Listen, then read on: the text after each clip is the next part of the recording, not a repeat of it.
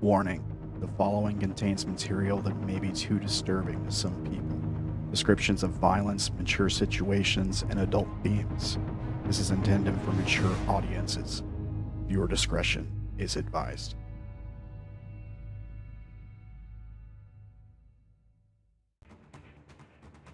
All right. I am here. Let's see. Same health benefits and 401k that we do. How are you guys doing? Yeah, Talking about health benefits and 401ks. He's trying to get me a Real better job. entertaining I gotta give him plus. Normal adult stuff. Adulting! Oh no, I did the thing with the title again. Oh Wow. no! Hang on. I can fix it now. No, it says episode 4. No, it's right on Twitch, but it's wrong on the overlay. Welcome to Broken, episode 4, not episode 3. Oh, I see it. Let me see if I can fix that. While I'm fixing that, why don't you guys talk about what happened last time, or talk about your week? How are you guys all doing? Yeah, talk. Fill time for me. Go. Well, since last we're week we got out of the water. We met Ernest. Ernest, yeah. Yeah. I made a little waddle toy. We were all very confused about the sky. I mean, the lack of sky. Oh yeah. Yeah. Space Australia happened. Yeah, Space Australia, yeah. Space Australia. So you guys And I haven't slept in a day. Yeah, so Neither have I. We kept Yeah, I each was other gonna say- company. I was gonna say a couple of you didn't sleep, I think. There. Let me just resize the thing and it good.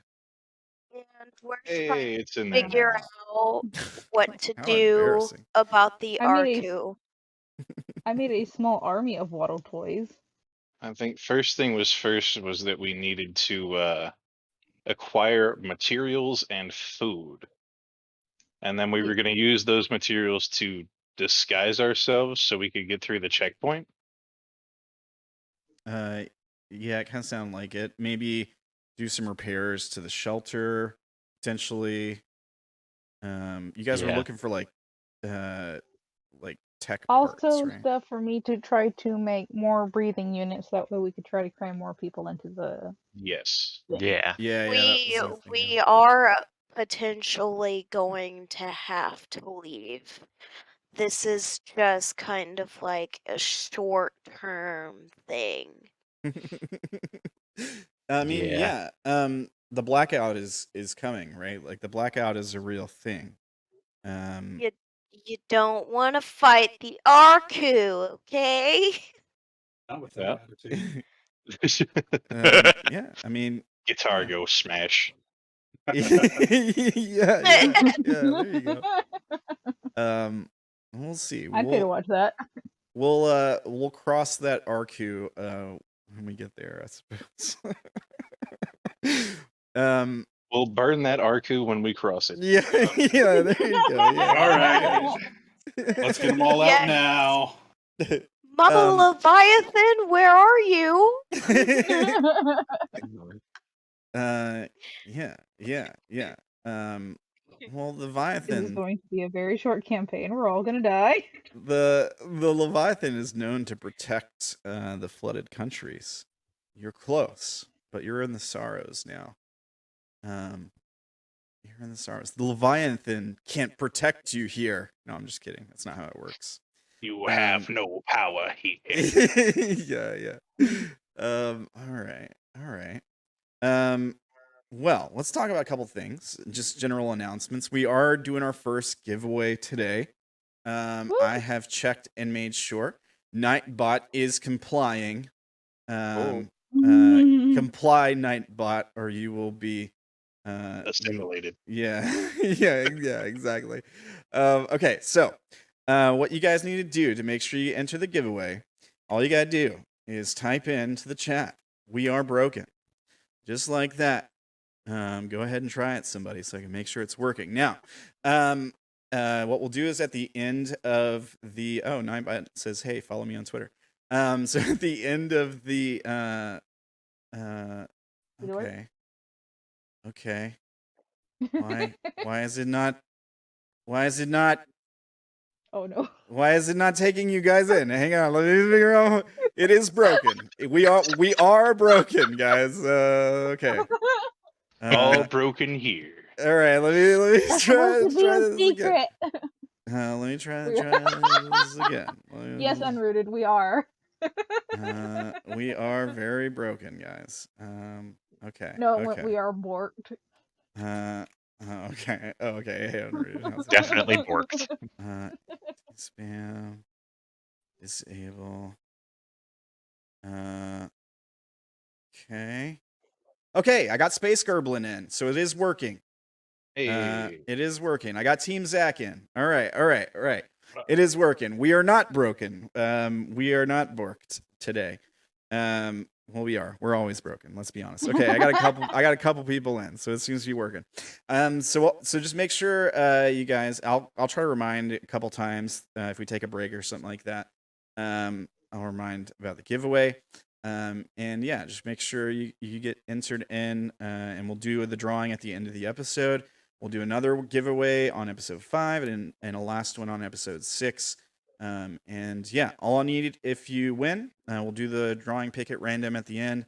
I'll just need either like a shipping address, like a PO box or something like that, or email if you'd prefer like a digital copy, or both. And I'll send that over to our friends at Araukana Media, who made this beautiful game called Nibiru, and they'll send you out a copy.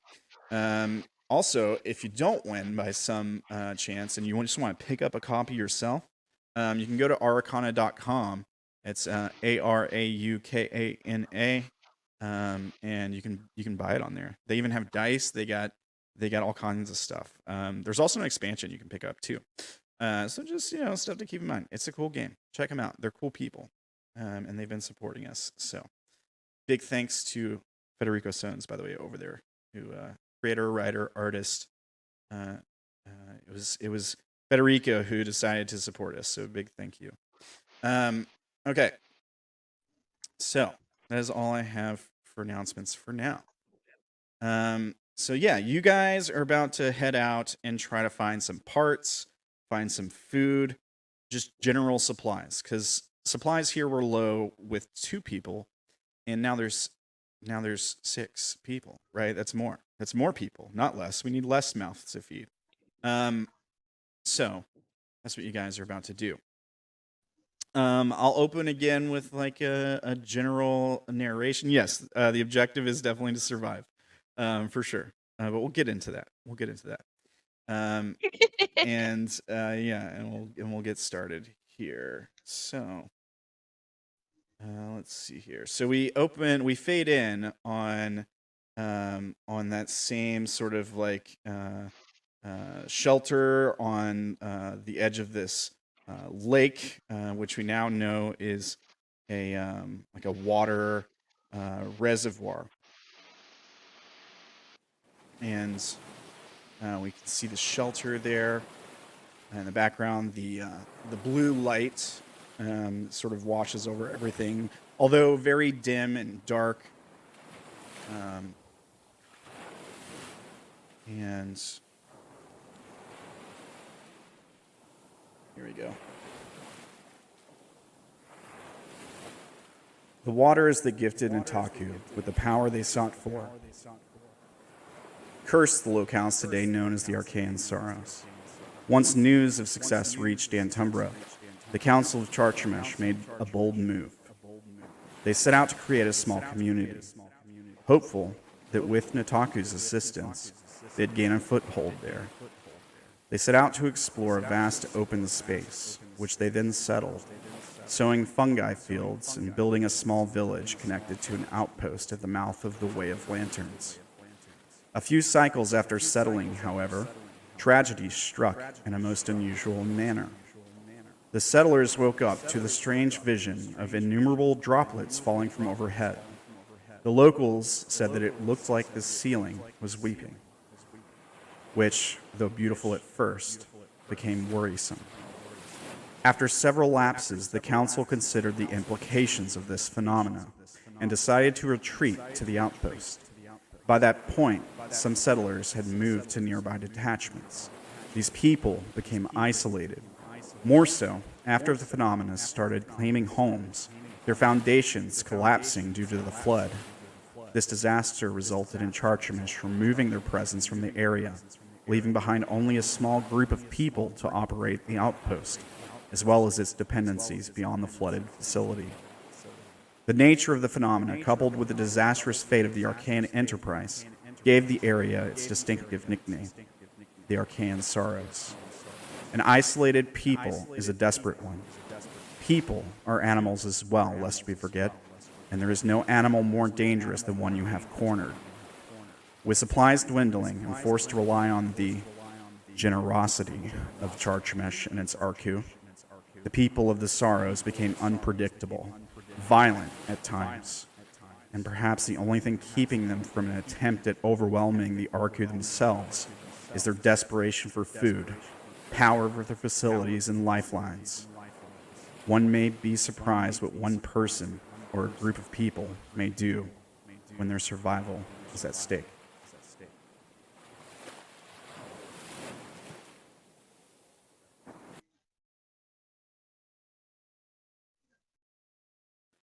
All right, so we fade in on, I guess we can skip to the end of the quote-unquote rest. I know I marked down people that weren't sleeping. It was Derrin and Cassie, right? Yep. The rest of you, were you sleeping like in shifts? Is that how it was going? Yeah. Okay. So you're going to be there probably for a while. I think some of you were just like kind of cutting the sleep short, like basically just getting as much as you'd need, right? Right. Yeah. And those of you who were not sleeping, we already talked penalties and you guys have. Yep. Okay. All right. Well, let's take a look at the dwelling, the shelter that you guys are in here. And okay. So as we fade in on the completion of the rest, who's the last couple people in the sleeping machines, the DDMs? I don't think we actually decided on an order. Mm-mm. Yeah, because I think it was just me and we Dank did sharing. either. It was just you and Dank sharing. I think so. And then the other two with other pods. Okay. Let's see here. Okay. Oh yeah, that way 4 of us would get like a full rest without having to sacrifice anything, and 2 people would get like nothing. Yeah. Okay. Well, why don't we do this? Zack, why don't you make a normal roll?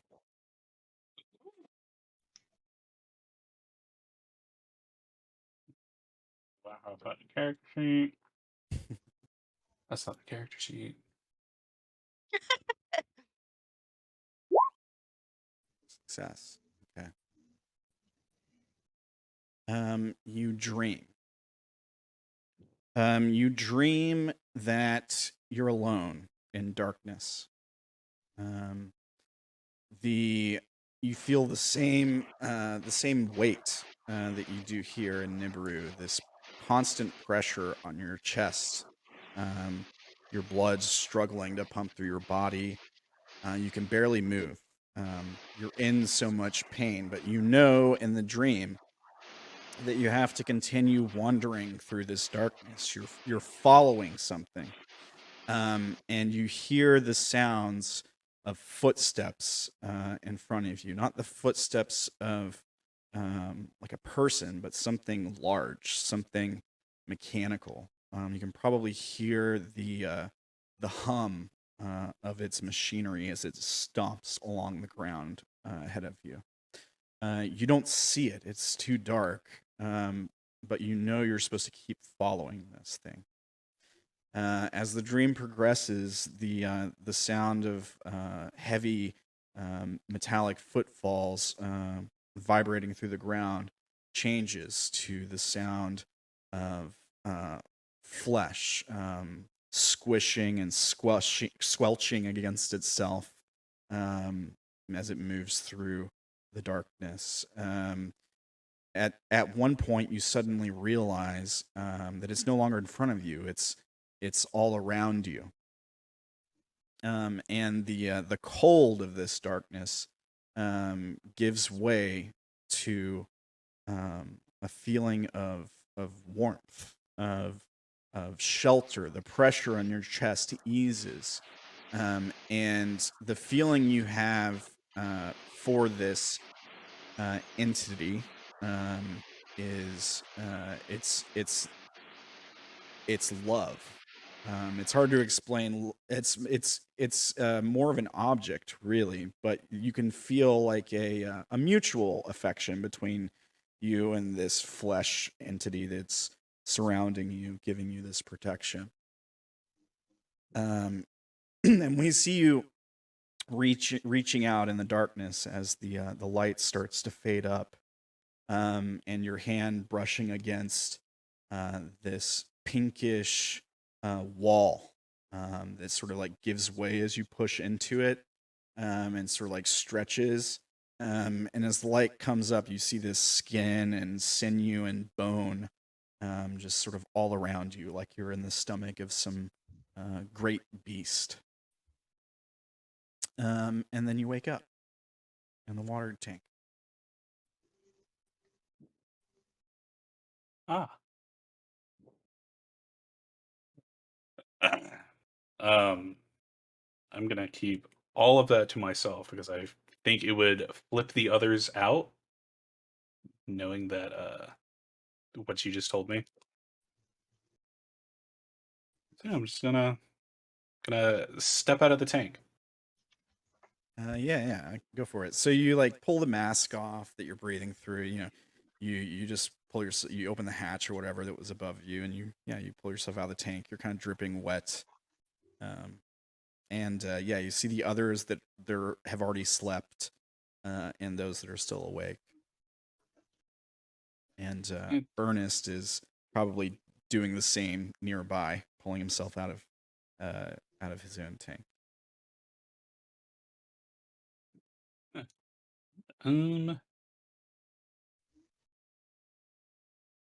Such a weird fucking dream. So what's the first item on the agenda? Like, what are we doing first? You asking me? No, I'm asking everybody else. Okay, all right. No. First off, breathing exercises. Ooh.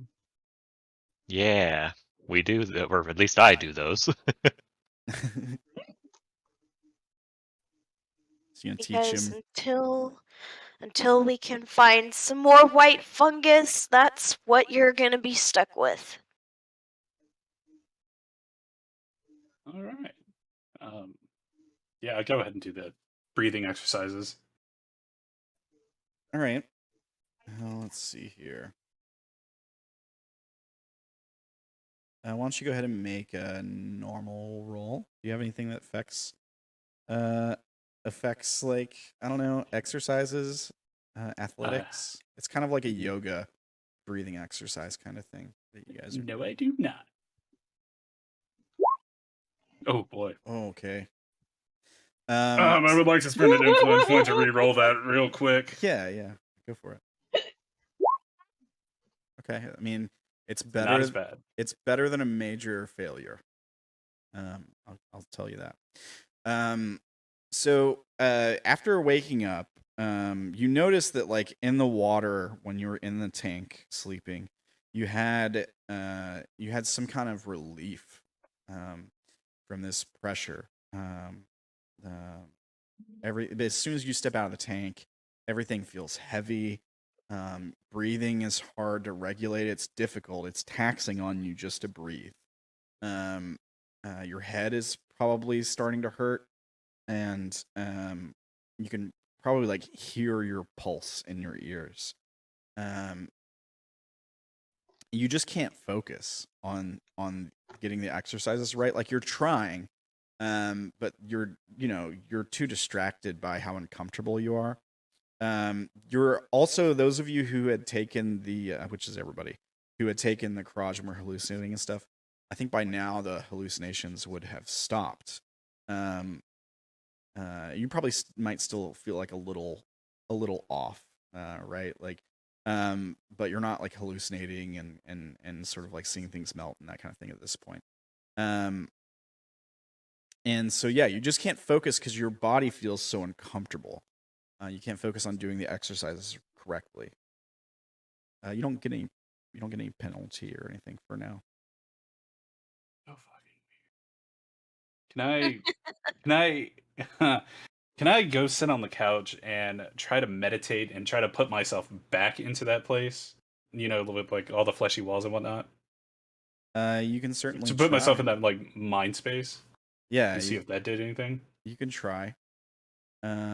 Yeah, when you take a seat on the couch and you're just gonna try to meditate. I'm gonna give you a -1. It'll be a normal roll, -1, just because the pressure and stuff is starting to get to you. So you're really gonna have to try to focus. Okay, success. All right. So you do manage to meditate. And in doing so, you're sort of like focusing your breathing. You're not really doing the exercises they were showing you. They're like strengthen your lungs and that kind of stuff. But you're able to like keep a good rhythm going with your breathing and sort of like focus, clear your mind, and you start to like bring yourself back to that place, to that darkness. This time there is no relief. The pressure, instead of being giving way to like flesh surrounding you, it's just constant and ever present. You feel yourself, your mind trying to keep it clear, is taking 100% of its attention to sort of combat this environment. There's nothing here to protect you.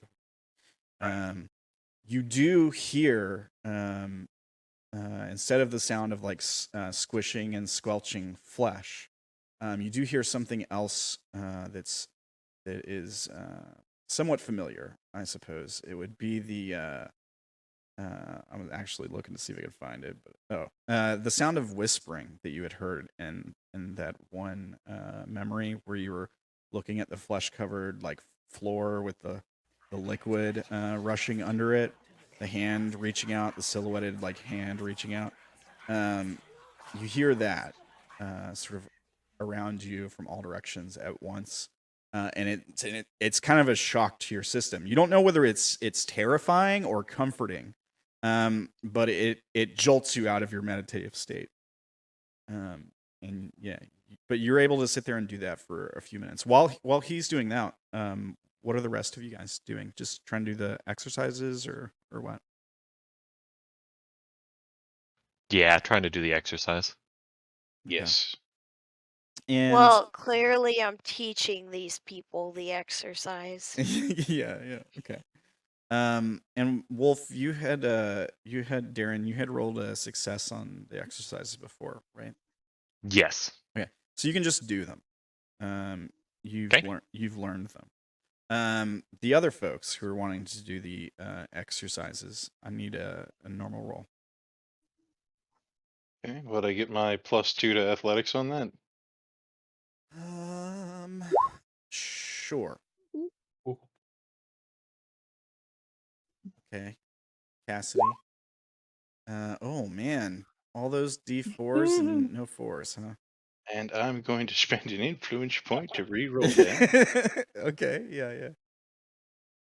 Oh, just a reminder, you guys did get a collective memory at the end of last session. There we go. Collective memory I point. think I so, will too. okay. Yeah, collective memory point. Better than fumble. Okay. Well, yeah, it's better than fumble for sure. All right. All right, Cassidy.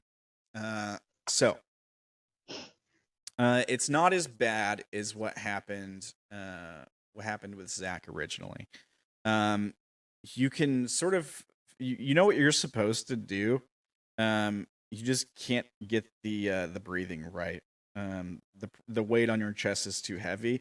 Like the breathing she's doing is very slow and drawn out. She's really slowing down her breaths. And she's able to do this because she's had a lot of practice and her lungs are really strong. She might be smaller, like shorter than you guys, but Naela has like supreme control over every muscle in her body. And you just can't, you're not able to shorten your breath. You keep breathing quickly, like way too fast. And you can't, no matter, like when you try to slow it down, you feel yourself not being able to catch your breath. And it's, yeah, so you have to like go back to breathing heavily and quick. It's almost like you're always out of breath. There's no penalty or anything to this. But yeah, you just can't get it together. I just want to ask one thing actually. Why did you only roll 1d4 on the first one, and then I forgot that I did the -1 on the stable, and so I added -1 to the normal roll since I have -1 to physical, so I only got one dice on it. Okay, yeah, you don't need to add to take away the penalties for the environment here. I'm not going to give them to you on these rolls. So we'll count that as Okay. the. I thought it was the exhaustion. Oh, that's Yeah. right. It is stayed up all because night. you didn't sleep. Yeah, so you would have I think it was a -1 to both. So, yeah, you would have 2d4. So you only rolled 1 on the first one. So we'll take your 2 and put it onto the first roll. Now you've rolled a 3. Roll me one more d4 just in case you get a success. You get a 4.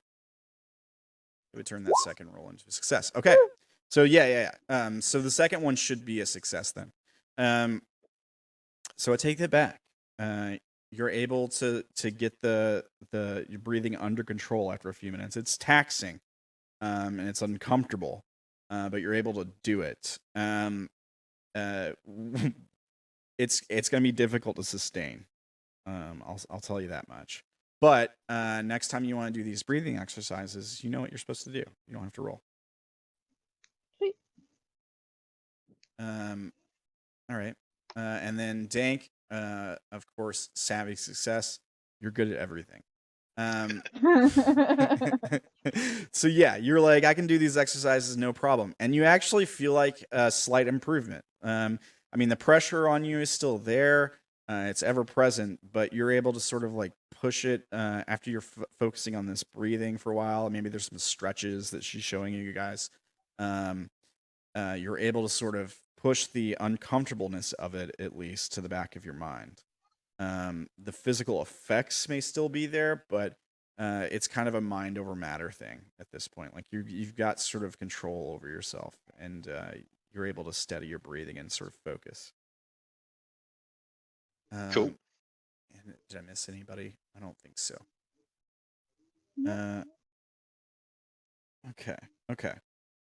Of course, like Ernest does the exercises with you guys, and there might even be a few points where he waits for Naela to do it first, like to remind him how he's supposed to do a certain thing. But yeah, he does it fine. Like for the most part, he knows them, even if it's mostly just muscle memory at this point. Yeah. Okay, so you guys get through your exercises. What's next? As soon as they're done, Cassidy is picking up her tiny army of 6 that she has made and takes it over to Ernest to like be like, look what I did. The little robot toy things. Yeah, the little waddle toys. Yeah, he kind of turns his head to the side and he says, "What is this? Some sort of automaton?" Walks Yeah, like a can duck, see them. looks like a duck. He's probably a duck. what what'd you say, Cassidy? I said, yeah, they're little water toys. He goes. He takes one. Is there like a button on it or like a wind up? Like what It's do like the you? little old wind-up bath toy kind of things. Okay. Okay. I Yeah. don't think they'll swim, but that's like the best way to describe like how the legs flop around and everything. Yeah. Yeah. Yeah. So you like turns the wind up thing in the legs sort of wriggling around, and he kind of like furrows his eyebrows, like looks at it, and he goes, "What purpose does this serve?" Entertainment. And she'll take another one, wind it up, and let it like do little circles on the floor. Okay. So yeah. He watches it and he goes, "Entertainment." Okay. He kind of grins. This is entertaining, I suppose, he says. He just like sits down and watches the toy go around. What is it doing? Is it just like kind of going in random directions? Yeah, it just kind of it's just like one of those little like yeah, like the little ones that just kind of like go in random spots kind of Okay. thing. Yeah. All right. So yeah. He's entertained by it, certainly. Even though he seems like a little unfamiliar with the idea of entertainment, like well, I suppose make a roll. This would be like a social roll, trying to get a read on him.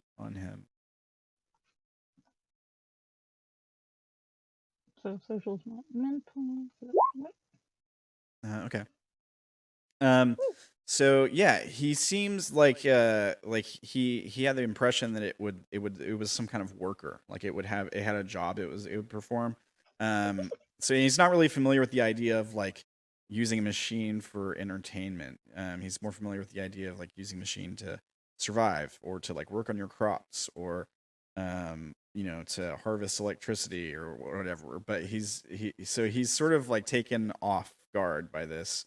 But it seems like a welcome thing. Like he's not used to being entertained by something. It's kind of nice. It's a nice change. Yeah. Well, also these things are only like like 2 to 3, maybe 4 inches tall, like can fit in the palm of your hand kind of thing. Yeah. So that's super huge to begin with. So you got this image of this like old man who's like still wet from the bath, and he's like sitting on the floor, and he's probably a little confused, and he's playing with a little wind-up toy, and he's just like kind of like laughing, kind of giggling, and he's like, "Hey Olivia, you should take a look at this." He's gonna walk behind him and just kind of tower over him to see what the things are doing.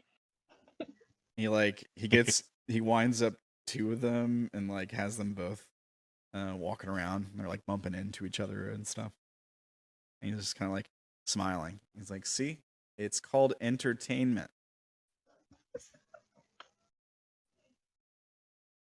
Entertainment. Huh. Yeah, he goes, "Yeah, it's strange, but I think I like it. What do you think?"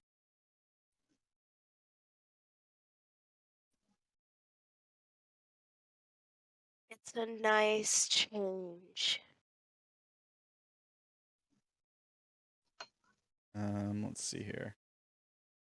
Cassie's just gonna grin at both of them like a giant kid.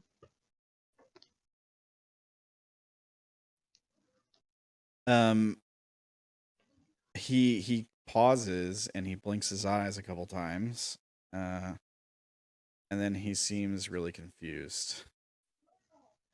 And he just like looks around at all you guys. His eyes kind of go wide. He doesn't say anything, but he stops what he's doing. He kind of like stands up, leaves the toys on the floor, like they're still like walking around. And he kind of like, sort of like apprehensively and kind of skittishly starts to back away from the group of you. And he positions himself behind Naela.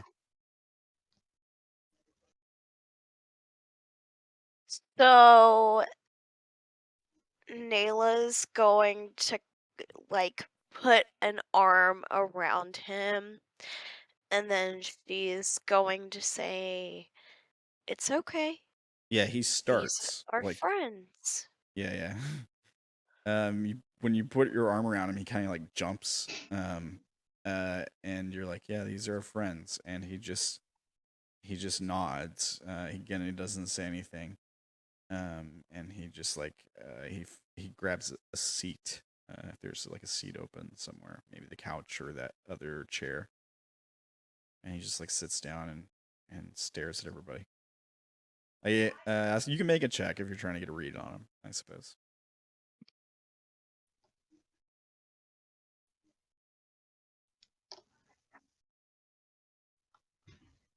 Who's this for? Anyone, like, you know what's going on, Naela. Yeah, I know, Yeah, but I don't.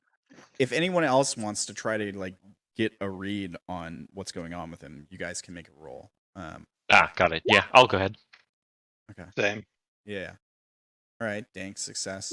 Zack, Welcome. failure. Wolf, or yeah, Derrin. Sammy, success. All right. Cassie, success. Okay. Okay, so Derrin, maybe you've been around someone that has like some kind of memory loss issues, or Dementia, Alzheimer's. Yeah, dementia, Alzheimer's, something like that. Maybe I mean, it would be difficult to say you remember that, but maybe on some level you're able to identify what it is. There's something that's familiar about it. Maybe you can't quite place. But you know that, yeah, this is somebody who's clearly got a condition like this. You probably wouldn't know the name, right? But you just get the feeling of that. Everyone else who rolled a success, there's something mentally off with him. Maybe you're just now picking up on it. It seems like he's forgetting things. He's forgetting where he is or something, but you wouldn't really know like what the condition is, or the feeling of that quite as much as Derrin is getting. And of course, like, you fail, no idea. Zack, sorry. Yeah, you're just totally confused. No idea what's going on. Maybe you don't even pick up on that he's acting weird.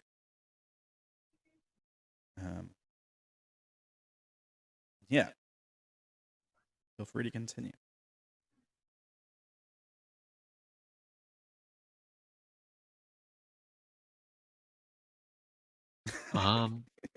So I guess we need to start looking for stuff outside. Yep. Food and provisions. We could start by the shore.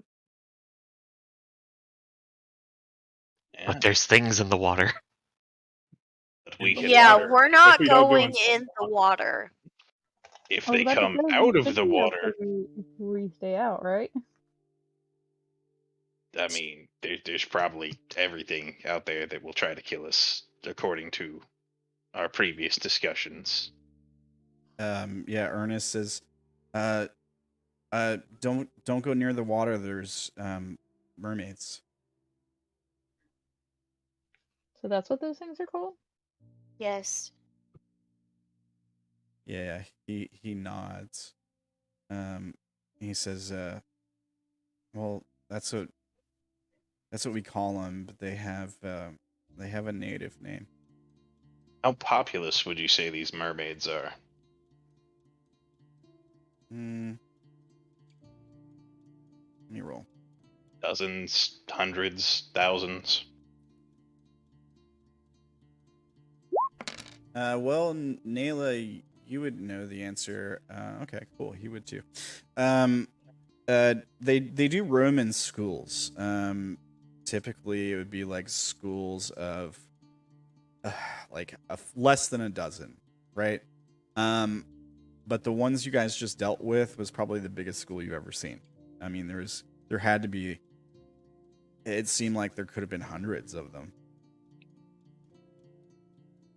Most of them weren't really on the boat and stuff because they were eating other people, right? Right. Well, So we could lure them to the shore and then wipe out the population bit by bit. There's too many. We don't have to kill them all. Just Are they general edible? culling. They bleed black, and it seemed a bit acidic by the looks of it, so I'm going to say probably not edible. They are not. They will kill you. Well, you said they had some kind of neurotoxin or something, right? Yes. Could we harvest that neurotoxin for uses in, medicines or poisons?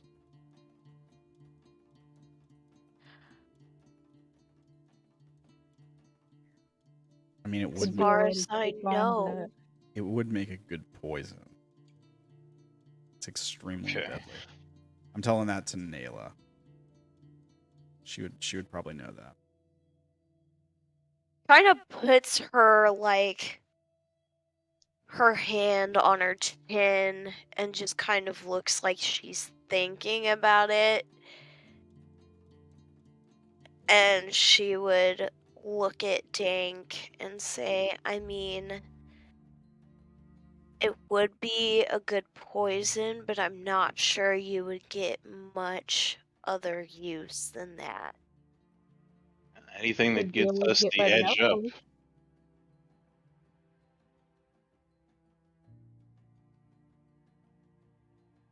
Okay, maybe harvest a couple of them for repurposed poison. Because that could come in real useful in some stealth operations. Ernest says they're not much easier to deal with on land. Well, I mean, we could kite one of them out of the water and then jump it as a group. Or we could just wait for it to suffocate. Don't they Uh, latch on to people, though? Yeah. Well, if we Yeah. clear enough. Ernest nods and he says, they attack from the shallows. They hide amongst the reeds. They're hard to spot, and by the time you see them, they've wrapped around your feet and pulled you under. Do they just respond to any general stimuli in the water? Or how do they sense their prey, do you know? Naela, you probably would almost certainly know better than anyone. You roll for Ernest. Do I Shakes need his head. to make a roll for this? Yeah, let me take a look at your sheet. Let's see here. Let's do it on the actual DM window. Here we go.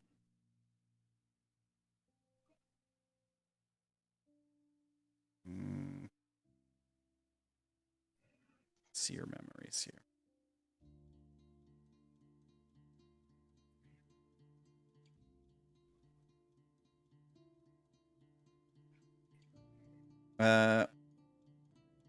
Yeah, you get a bonus for your memory for the first memory. Okay. Um.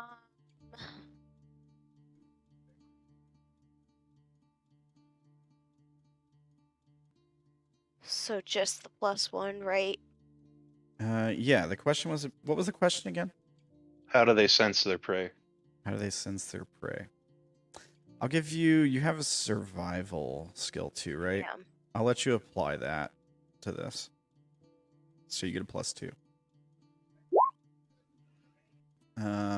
Okay. You're pretty certain most of the creatures, well, all the creatures here, are bioelectric. You're fairly certain that they sense their prey through bioelectric impulses. So they can, kind of like sharks. Sharks. So they like sense your nervous system. Yeah. So like sharks can smell blood, yeah, but they also pick up on the electric impulses of your body. They have highly evolved senses for that kind of thing. Similar concept here. So we potentially craft like some sort of Well, let's see if Naela tells device. you. let's see if Naela. Fair, Let's see yeah. if Naela tells you first, because I get the feeling she might not be forthcoming with all the information she knows. So she'll look at all of you and say they thrive off of your body's electrical impulses.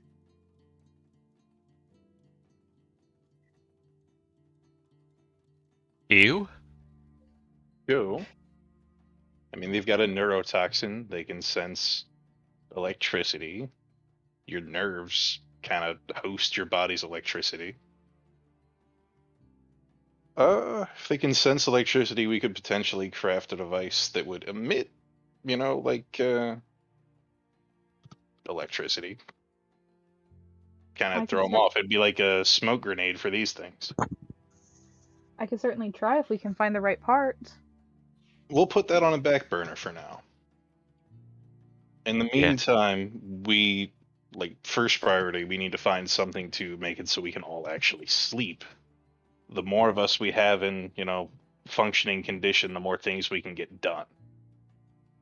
My biggest concern right now would probably be finding food because it's light out. Right. We can do both. What would we be able to eat around here? And where would we find said things to eat?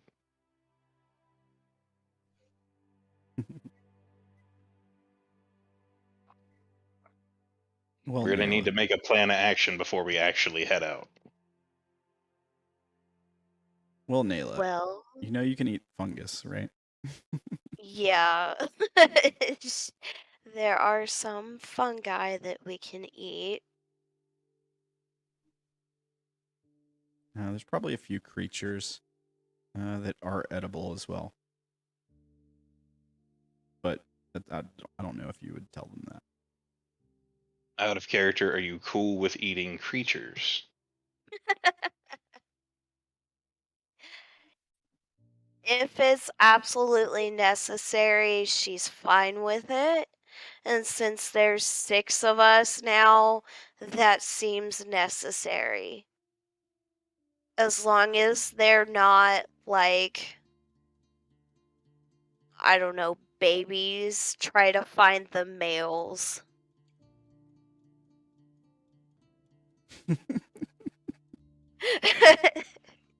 Fuck the males, who need them? Just kidding. Just kidding. In most circumstances in the animal kingdom, most male wildlife is smaller and less aggressive than the females. So, probably be easier to catch those and kill them anyway. What kind of animals have you been dealing with? Well, as a snake, Reptiles, yeah, amphibians, biology, like marine biology. I was gonna say, as a snake owner, he is definitely right when it comes to snakes. Yeah, but when it comes to mammals, the exact opposite is true. Based on the gravity here, I doubt we're going to find a lot of mammalian things in the wildlife. True. We're probably going to find more like crustaceans and sea life kind of things. And she does like air quotes, mermaids. Right. I mean, that's marine biology stuff. Rock lobsters. There are many benefits to being a marine biologist. At least rock lobsters are edible. Okay, great. So, who has weapons? I've got my guitar. You had one spear, I believe. And we I have think like we hit the ore. an oar. Yeah, and an oar. Yeah, I mean, probably not the You greatest have my weapon. guitar and my spear and my oar. Yeah. I mean, I'm sure Ernest probably has a gun somewhere because he taught Naela how to shoot, so. Yeah. Do you have ammo though? Yeah. There probably is like an old death spitter somewhere.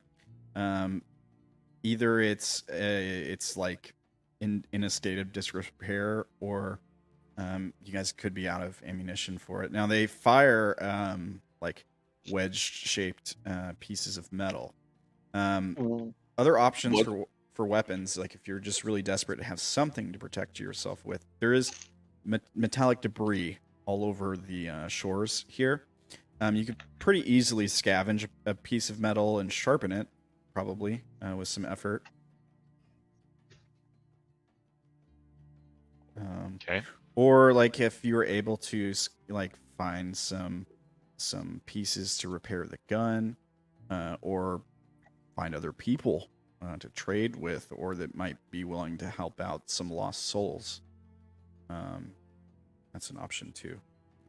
Other survivors down here in the dark might be willing to give you supplies, but you know, they might need them. So you could always take them, right? That's what I'm getting at. Like you could just Yeah. Yeah.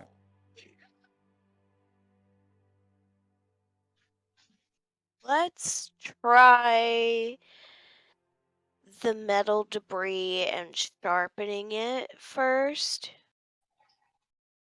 Sure. Yeah, I think that's probably all my character's going to be terribly like interested in at the moment. Because he's tired. Okay, so we'll put you on menial labor, so weapon And I'm sure the crafting. waddling duckies have ceased to be amusing after hour 3 of staying up. Fair. All right, Um, so we can bring back materials to you guys, yeah, and then yeah. I mean, after we've gotten you a short like stockpile, we'll go back out and look for food. I can help. True. But you do have those minuses to your physical and mental states. Are you sure you want to risk it? I mean, things here are pretty lethal from what we've been told and what we've seen. Well, I can at least help look for scrap, and then depending on how it goes there, we can reevaluate later. We'll figure out like a formation that way, like you're at least somewhat protected in the event that things go point shape. Because I'm not the only one with minuses. This is true. All right. Yeah. So now we just need, I guess, like a map and an idea of where to go to find both Metal. food and, well, we know we can find metal by the shore. yeah, like A right lot of out. stuff washes up. Yeah, right outside the shelter. I mean, it's like finding rocks here. Like you're not gonna have to go far. Okay. So so you- metal is abundant. Yeah. Okay. All right. So where are we gonna find these mushrooms?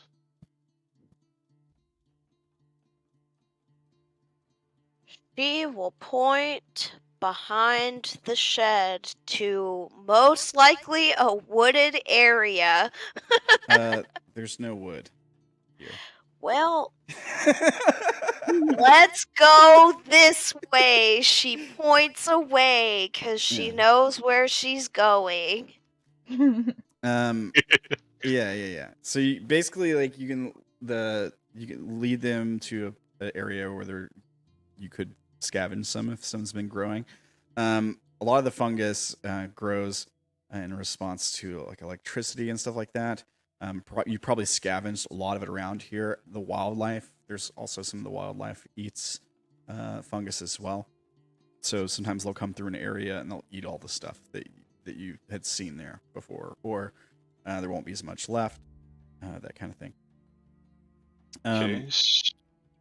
But if you're willing to go a little bit further into the dark, Naela, maybe beyond the borders you usually explore, maybe there's a corridor that you typically avoid because it's a little bit darker, and you usually travel alone. You don't really have a lot of people watching your back, but you never see anyone come from that way, and potentially there could be more food and fungus down that way, as well as like unexplored, abandoned, dead vaults. I mean, you don't really know. It's towards the Way of Lanterns, which is, further into the darkness.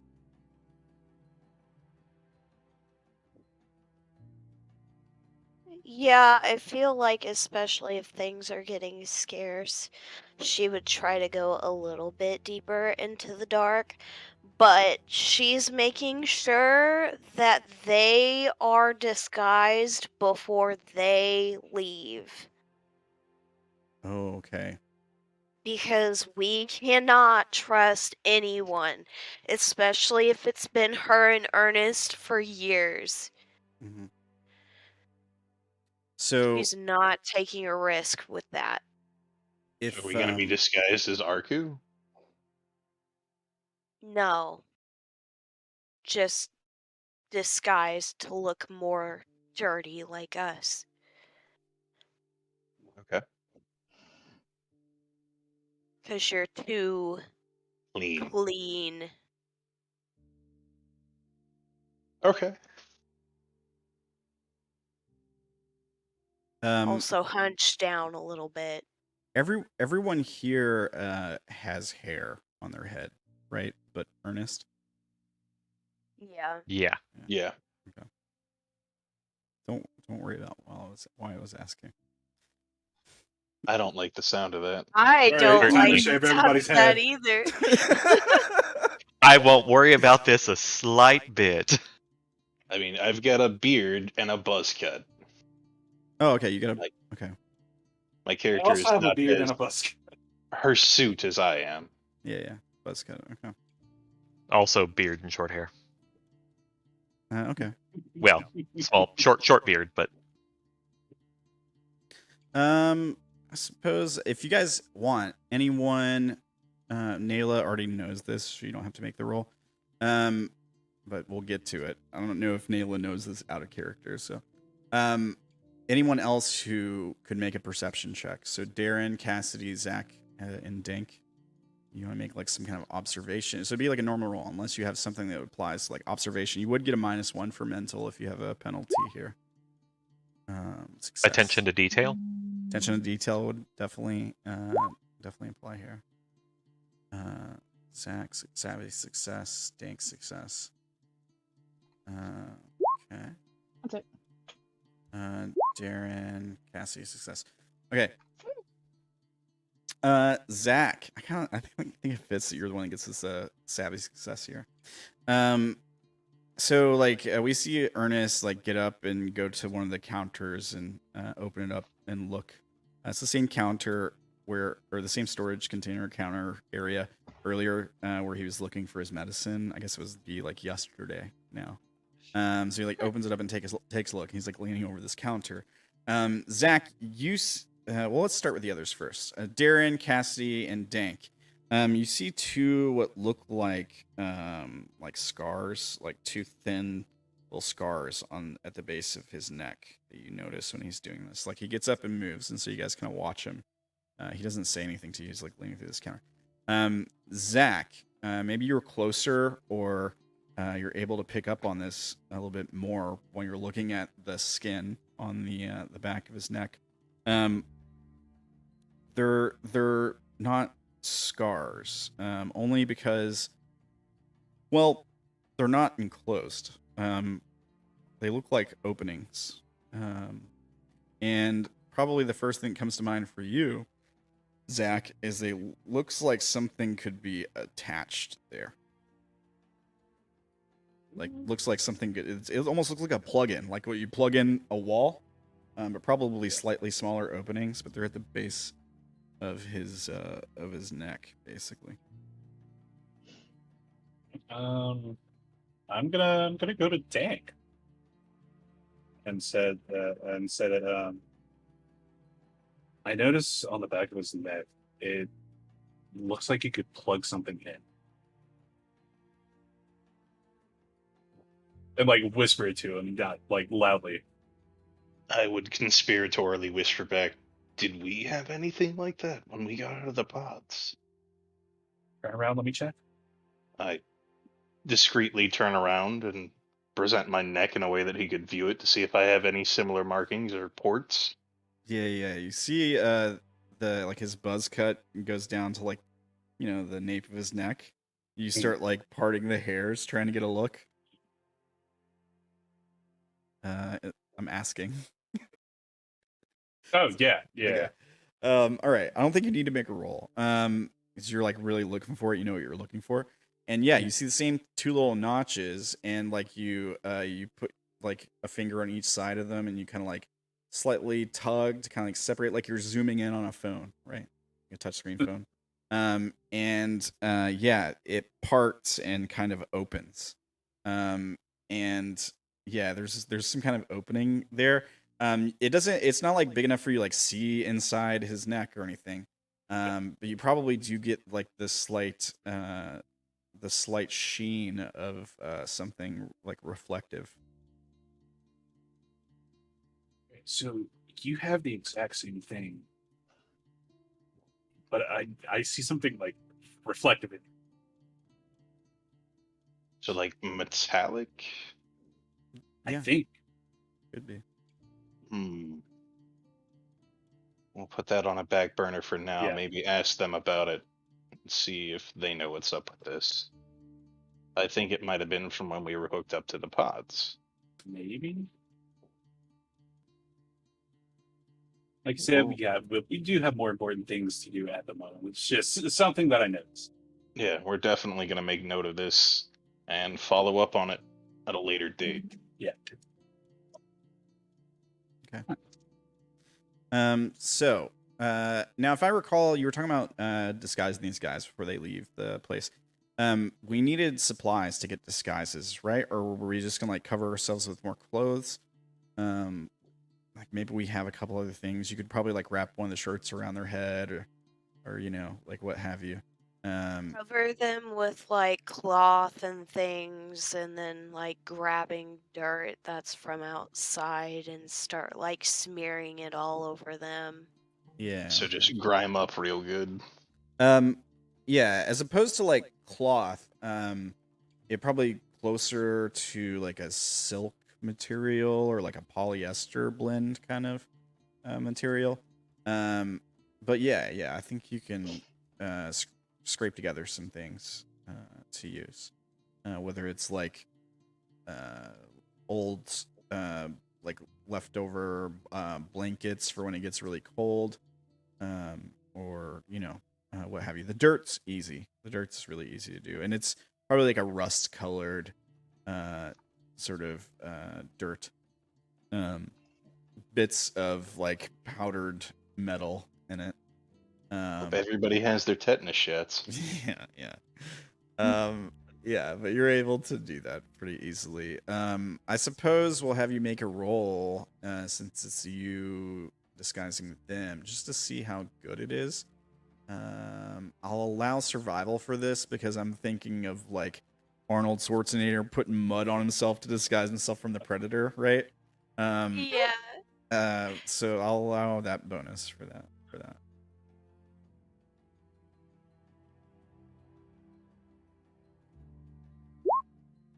Okay. Yeah. I mean, you're able to make a pretty good disguise. They look like they've lived here. They look like they've lived here, which is, they're still like maybe a little tall, a little lanky. But yeah, they seem like they're part of the Umbra. These are people that live here. Probably Arku that moved here or something. But yeah, they don't seem out of place so much.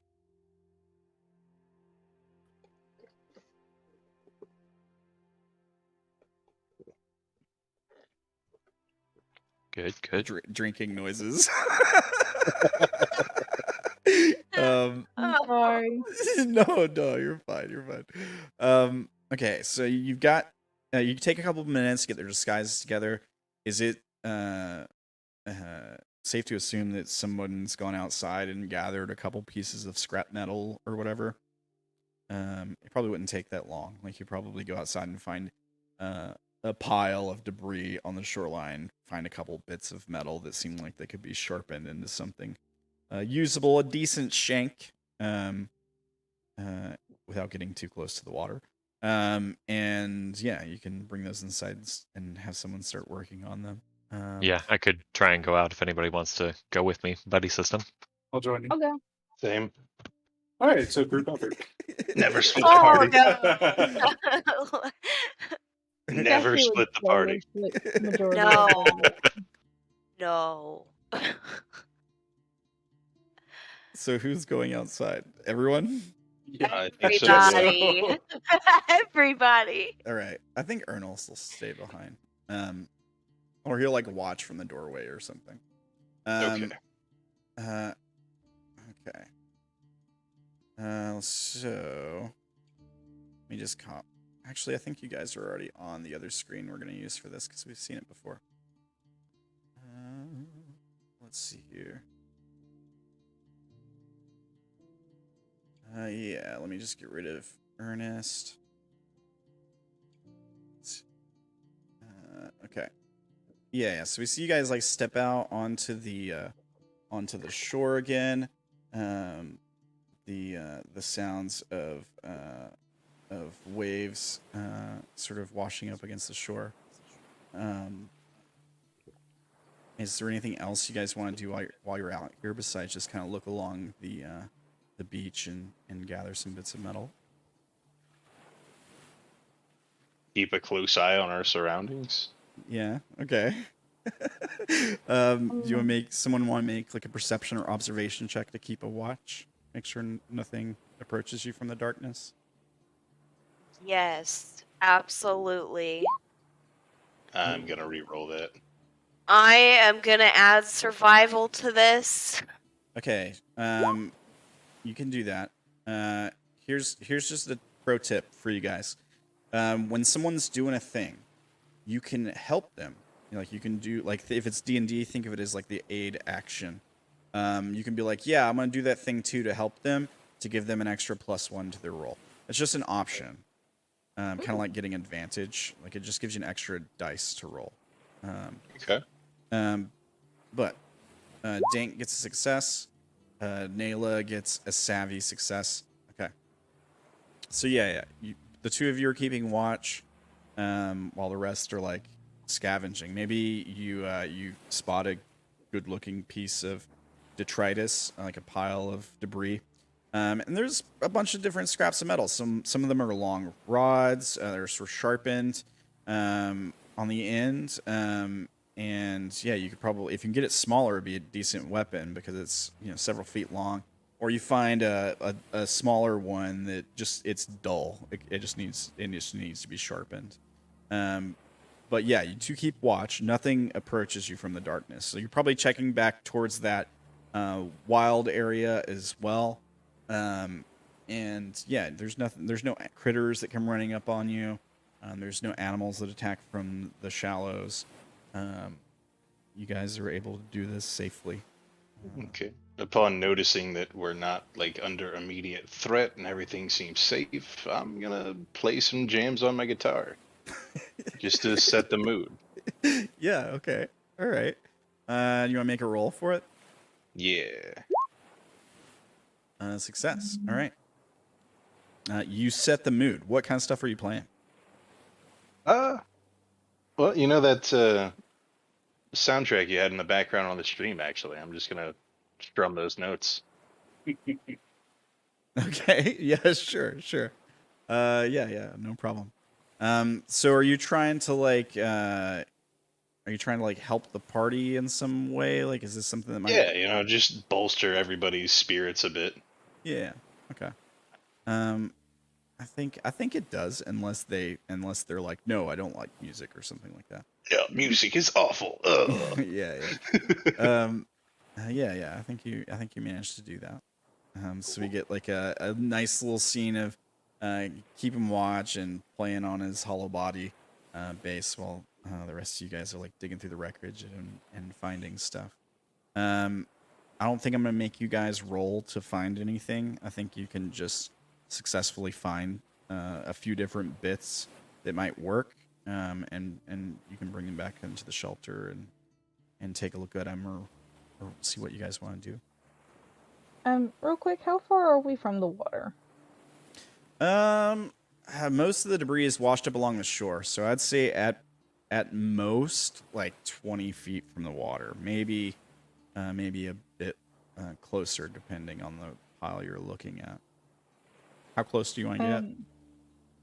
Well, I was gonna say if Cassidy finds herself within 10 feet of the shore, I'm gonna have her. She would go over and like take a small scoop of water in her hands and like sniff at it to see if it's like water, because because everything else is so weird.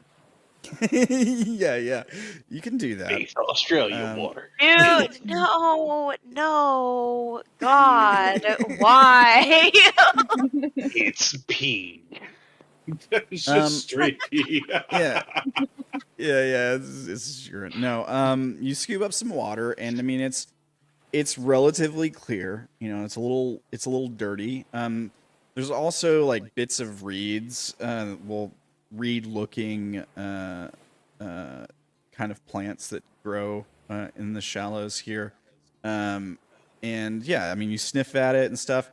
It smells like water, albeit like a little Metallic. Yeah, a little metallic. Maybe a tad bit of dirt or like a speck of rust here and there. But for the most part, it's just normal water. It's probably not the cleanest. Like you might not want to just drink it out of the lake. Like you might want to purify it or something first. But Oh no. Gotta boil it. yeah. I was just curious since like, they're in something, so it was more like is this like actual water or is this like some kind of like weird coolant for the machine or something? You know, that's what she was curious about. Well, there are machines that use water as a coolant, right? Like it could still be a coolant, or just like a giant reservoir, like where water is stored for use for something else. Like, yeah.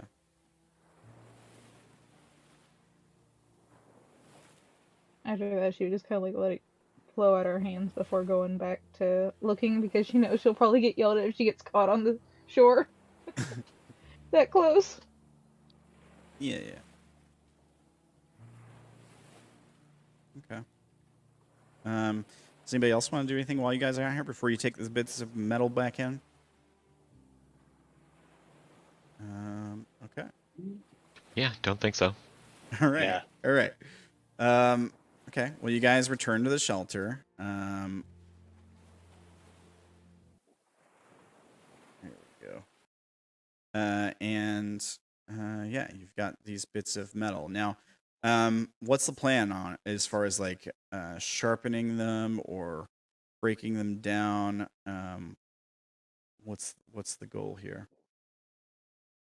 Something serrated would probably be a really good weapon. That's a good point. Although, if things are more chitinous, we might want something blunt. So, why not both? Like a metal kind of club and then just something really sharp and pointy. like a mace or something, or Yeah. I'm thinking like a a nailed mace kind of thing, or like a bunch of spikes. Yeah, I mean, that way you've got spikes and then blunt force. Like a morning star. Yeah, that's what I'm thinking. Yay, Pretty blunt much force just like a trauma. nail bat. I'm down. All Because anybody can swing a bat. It's your weapons. You do what you want with it. I've got my guitar, so I'm cool. I got it. Okay. So I'll take a spike bat. yeah. Here's my question: How do we make it? Depends on the metal.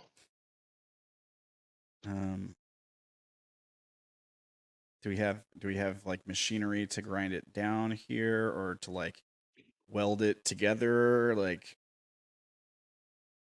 or we can just like maybe find a way to break it somehow to get the smaller pieces to attach to the blunt end. Like, what are we doing as far as that goes? Can you describe the metal that we brought back? Like, what kind of shapes, sizes? What do we got? I mean, you probably have various shapes and sizes. I would say you guys could bring back more than almost certainly more than you would need, and you'd probably know to get a variety of things just to see what you can kind of do with it. Okay, So whatever, let's- whatever shape sizes you want. But most of them are probably rods. I mean, there's not going to be one that's like, this is a perfect morning star, obviously, right? Well, yeah, but I mean, with rods, we've got a lot of options. Yeah. I mean, with a rod, that's like a pipe, man. Have you ever like just hit Yeah. somebody with a pipe? Yeah. There'd definitely be like bits of pipe for sure. And even some Cool. that are like broken on one end, so it's like kind of sharp at one end. And that sort of thing. Like, yeah, you guys could definitely find that. You don't really have to. Alright. If you're just wanting a pipe, you don't really have to do any work to it. Yeah, if we've got one that's kind of broken, we could use that jagged edge to sharpen the other metal. If it's like the same hardness or harder than other pieces, Yeah, you could. that'll work. And as far as like the kind of metal, it's probably a bit like iron, I would think. Okay, so yeah, I mean, sturdy yet has really easy breakage points, so Yeah. good to work with. All right, so we've got a lot of rods and we've got a lot of other kind of debris. And if it's iron and partially rusty, it might not be a long-lasting weapon. It might survive an encounter or two, but there's plenty of it available. So Yeah, and like as a person, you definitely want to get stabbed with a rusty piece of iron. That's for sure. no. No, not really. You don't want to get stabbed, period, but that's Yeah. besides the point. Yeah. Yeah, I feel like that's an inevitability here. It might be. Base Australia. To be It's fair, true. we've already been stabbed once each, so That's a lie. I have not. I don't think I was stabbed either. I'm pretty kind sure of you stabbed upset. yourself. yeah. We all got the injection. We've all been stabbed at least once. Yeah, that doesn't Yep. count. Took my damn drugs. It's okay. We're going on a mushroom hunt shortly. We can Yeah. get plenty high. Yeah, we've got to make the most out of this. All right, so how many of these pipes are we just giving one, like basically a pipe to everyone? Is that what we're doing? Yeah, we'll let's see. So pipes. If will we have stick any with my spear.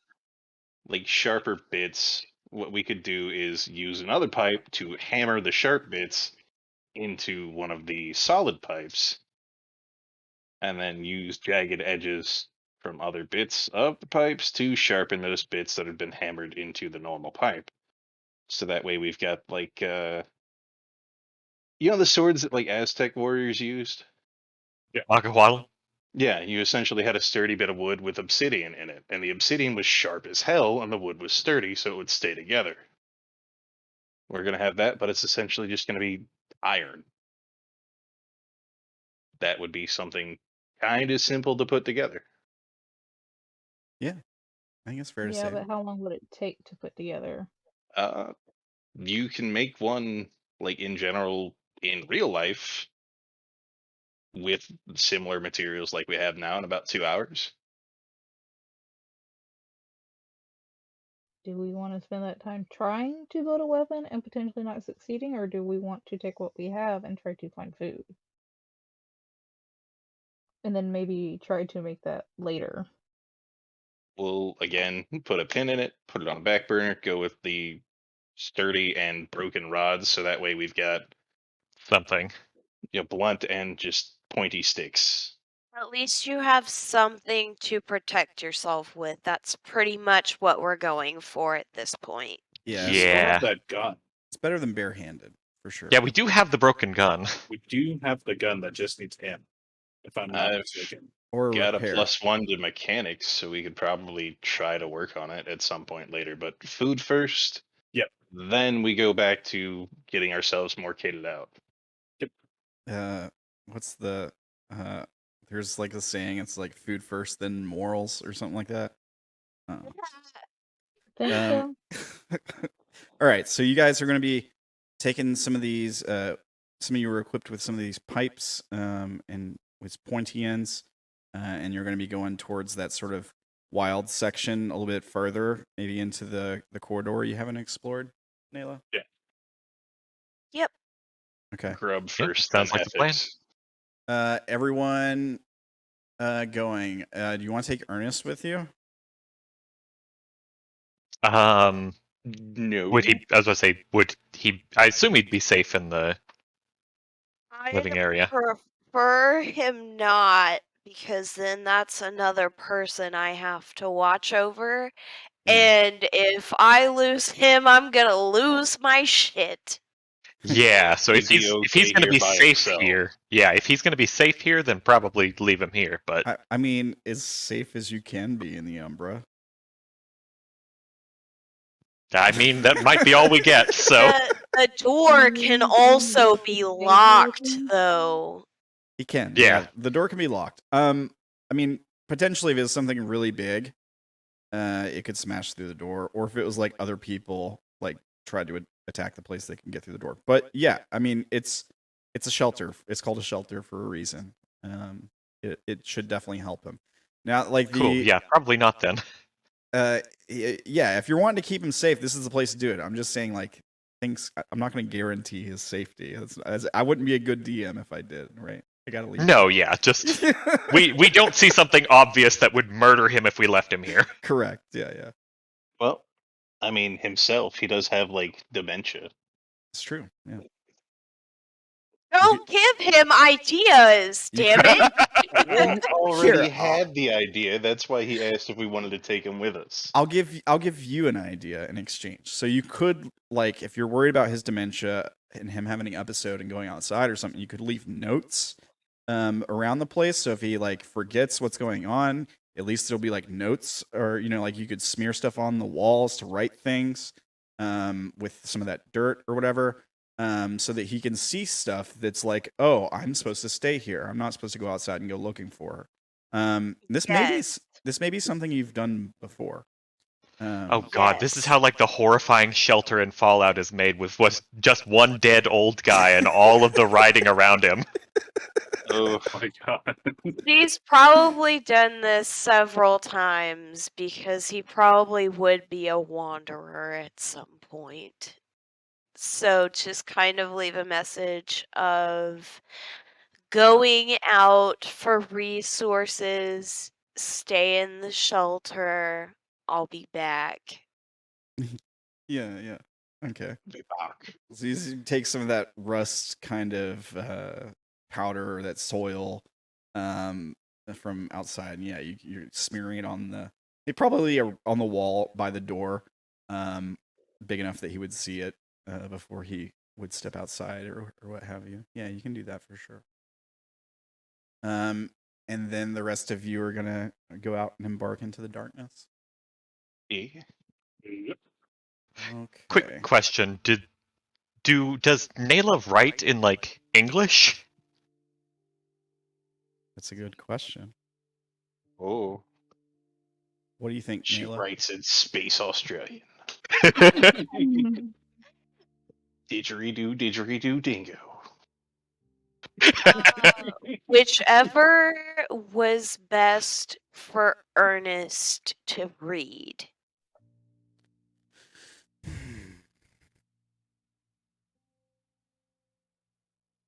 Okay, I'm gonna say yes. English. It's probably what he taught you. You also know another language, like the local language. Not a lot of people actually know English. Maybe that's why he taught it to you. It's because like it's a way for you to communicate with them in secret if y'all needed to. Because most people don't speak it or really know it. But yeah, we can say it's English. It's fine. Okay. All right. So, you guys step out into the dark and you start making your way along the beach. You head towards an area that's particularly overgrown by moss and mildew as the sound of the waves grow fainter behind you. You find yourself at a dark corridor that it sort of goes on into the darkness. There's the sound of dripping water. Occasionally, the the sound of a skittering creature somewhere in the darkness, probably something small. And the ever-present hum of machinery reverberating from all around you. This is sort of the furthest out in this direction, at least, that you've gone. But what do? You head into the corridor? You guys all got your pipes. Naela's got a spear. Dank's got a guitar. Yeah. You guys want to head out into the dark? Head down this corridor? Yes. Once more into the black. Yeah, I think that's our only option. I'm going to say also, Naela, you'd probably have like what is essentially a lantern. It's like a rechargeable light that has it's dim, but it helps in pitch black situations like this. There's no lights in this corridor. But it'll light the area immediately around you, and just occasionally needs to be recharged. You can do this by plugging it into like a power line if you can find a good conduit, which they're rare down here in the Umbra, but they can be found. Usually, you'll find other wildlife sapping power from them, that kind of thing. So they'll lead you to them, kind of thing. But you have this small blue light, and you guys head into this dark corridor. You probably get about, I'm going to say like 20, 30 yards into this corridor when you hear a sound. And then a pale blue light flickers on above you and lights the sort of corridor you're in. Let me pull you guys over to this screen. And it looks something like this. Now, when the light comes on, you look back behind you, you look ahead of you, and you see that the way you just came from is closed off. The way ahead of you is closed off. Putting two and two together, it's probably safe to say that the sound was like these doorways closing. Power has somehow been given to this area and closed the doors behind you guys. Now, the good news is you got light. The bad news is you're stuck in here. And you probably got about the size of a corridor like this that you're stuck in from what you can see on this image. So, like, several yards ahead of you. There's probably several yards behind you as well. You see cables sort of lining the ground. There's a bit of wetness in here. The walls are kind of rusted and dirty. Above you, besides just the one light, you would also see like a tangled mess of dangling cables. And in front of you all, on the ground, is a corpse. I'm going to need you guys to make a stress test here. Upon seeing the body, it is quite mangled. Let me roll the DC for the stress test first, and then I'll tell you what the body looks like. Okay. Oh gosh, I rolled 3 4s. I'm gonna use an influence point to make you re-roll. I'm so that. glad. Yeah. Okay. Hold on. So just to point out, Dank, you're detached from violence, correct? Oh yeah, so this doesn't bother me. I think that's how it works. Let me make sure. This is the first time we've actually used it. Detach from violence. I thought that was something different. I think it might be like whenever you do violence. Like when I perform acts of incredible violence, it freaks everybody else out. Yeah. Yes. Let me make sure. If I can find it.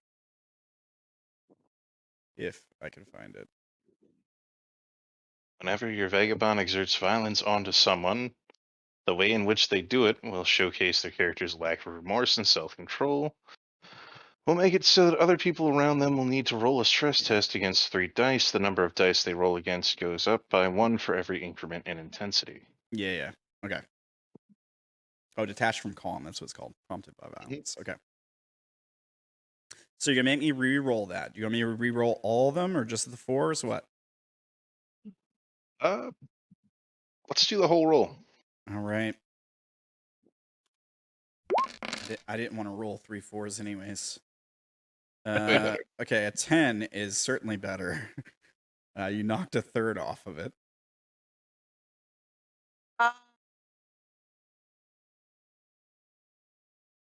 Reroll that 4. You gonna spend an influence point? All right. Yeah.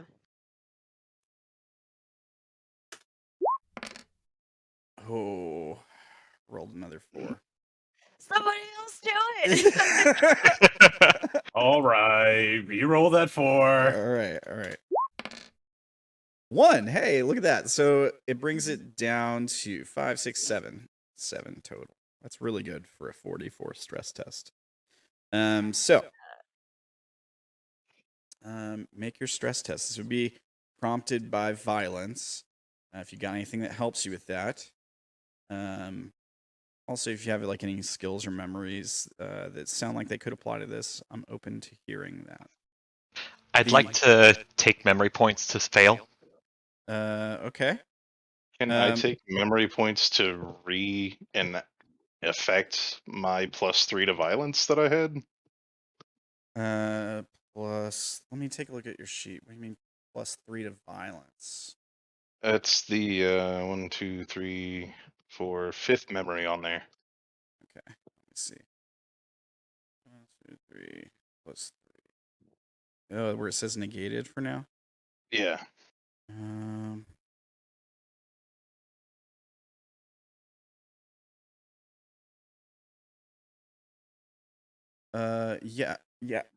Yeah. I'm gonna say that would apply to this. Yeah. Cool. Okay. I have a question, Sam. Yeah. If you would take a look at the 3rd memory that I have, would I be able to use that because I watched a thing die in front of my eyes? Let me take a look at the wording on the memory here.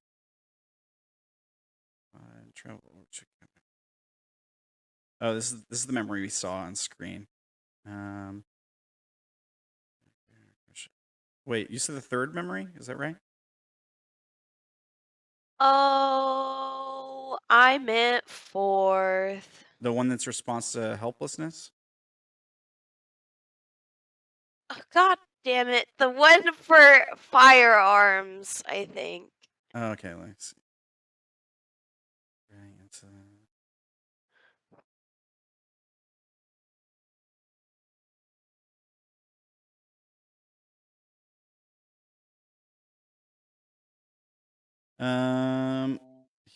here's what I'll do.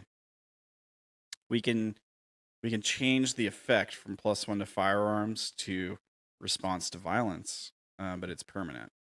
Like you can decide to give up because it's right now the effect is +1 to firearms. This has nothing to do with firearms. How many memory points would I have to burn to get that memory back? It depends on the effect of the If memory. it was +3, 5. Yeah, if it was +3, 5. If it was +2, it's 3 points, and if it was +1, it's 2 points. Also, +3. Darren, you were taking a negative memory to fail. You get 2 points. Is that what you're doing? Yes. Okay.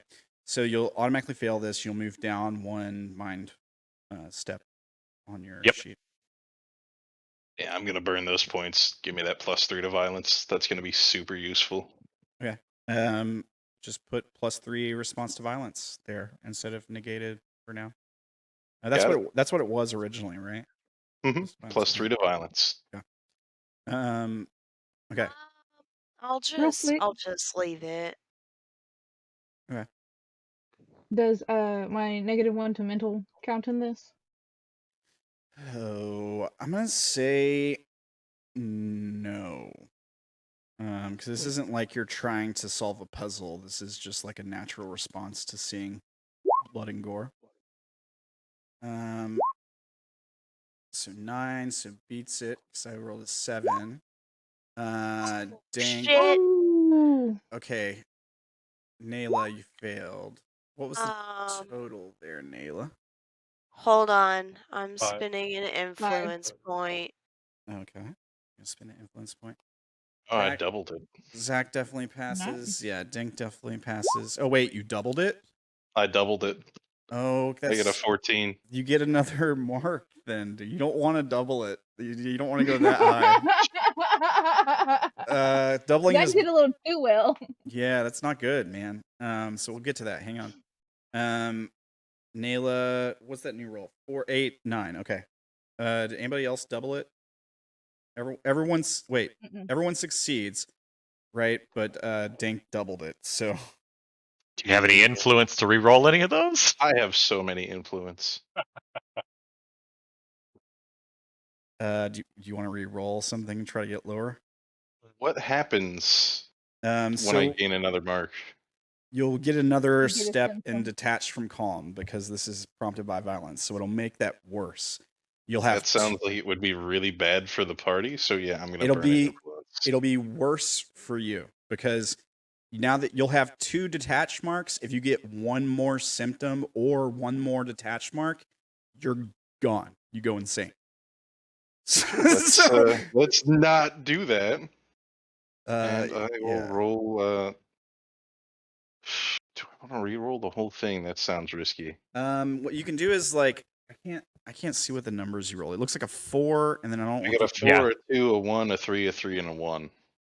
What you could do is re-roll the 4s and 3s, like, and keep the low Okay. numbers in case you don't want them to be higher. There you Okay. go. So yeah, that reduces it by 3. I no longer double it. I have an 11. Perfect. There you go. No extra detached from calm for you. Woo! Not going extra crazy. So mechanically, what would happen if you got a second mark is I think the stress test that your friends have to roll gets more difficult. Basically, like when you do violence in front of them, instead of 3 dice stress test, they get like a 4 dice stress test. Okay. So that's what happens mechanically. Okay. All right. So looking at this body on the floor, you see it doesn't seem like it's been here that long. I mean, the skin that you do see that's still on the corpse is definitely like sort of bloated and desiccated, kind of. Definitely seems like a body that's been sitting in water for maybe a couple days at most. The disturbing thing about it is that there's bites that are taken out of it. If we're looking from bottom up, it's a naked man, approximately probably in his 20s or 30s. He's smaller, like Naela and Ernest. He's sort of like small and stout, and he's like leaning up against the side of the wall, and all along his like legs and even down to his feet, there's bites taken out of his flesh, small little bites, probably from something.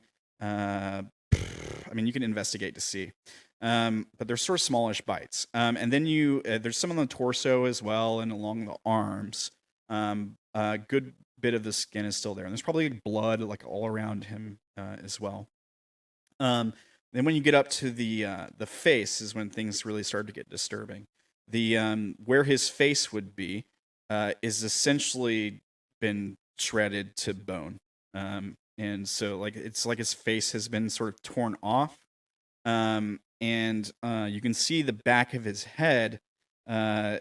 It's like there hasn't been a skull there for some time, and his brain is just sort of exposed, and parts of it are eaten. And probably I would say like the top half of his skull is kind of like that. Like it extends beyond more than just the back of his head. Like, and it's not very neat. Like it kind of looks kind of jagged and broken. Just looking at the skulls, like where the skull's been sort of separated off. And yeah, there's like chunks taken out of his brain. And yeah, he's like leaning up against the wall with his back towards the wall. He's laying there on the floor. Moving around to further examine the corpse, do I see like the slits on the neck that me and Zack discussed earlier? Yeah, if you're like gonna like take a look, you'll probably have to like pull him forward just a little bit. But yeah, you can definitely do that and take a look. I He's use got one of the rods to just push the corpse over so it's laying face down to better examine it. yeah. So you just like nudge it with the rod, and the corpse falls face down. Poke it with a Oh stick. God, no. Yeah. And what you see is there is something there. There's you don't see the same notches because the skin on the back of the neck is like torn out and sort of like removed. And instead of like the plug-in looking thing, there's just like a circular hole. But it's bigger, and you can see metal, like a bit of like we'll say like steel colored metal in the back of his neck, and this like hole that sort of like digs down even like through parts of like what would be his like spine to that hole. But it still looks like something could be like plugged in here. It's just not the same kind of like plug in, I guess is the way to put it. And I call Zack over and have him examine this with me to see if he can give me a second set of eyes to try and figure out what might plug into this kind of outlet. What are you guys doing with that corpse? Look at the neck, man. There's metal in here. Feel the back of your head. I'm sorry, what? Feel the back of your head. Yeah, feel the back of your head. I do this. Okay. Yeah. You feel like two little notches, and then you do the same thing where you like kind of pull it apart, and you can feel it. There's like those are holes. Those are like little holes where something would go, like a plug-in kind of thing. Okay, I have holes in my head. That's not fun. I think we all have them. Turn to Naela. Do you know anything about this? It's totally normal. Yeah, we all have it. Why?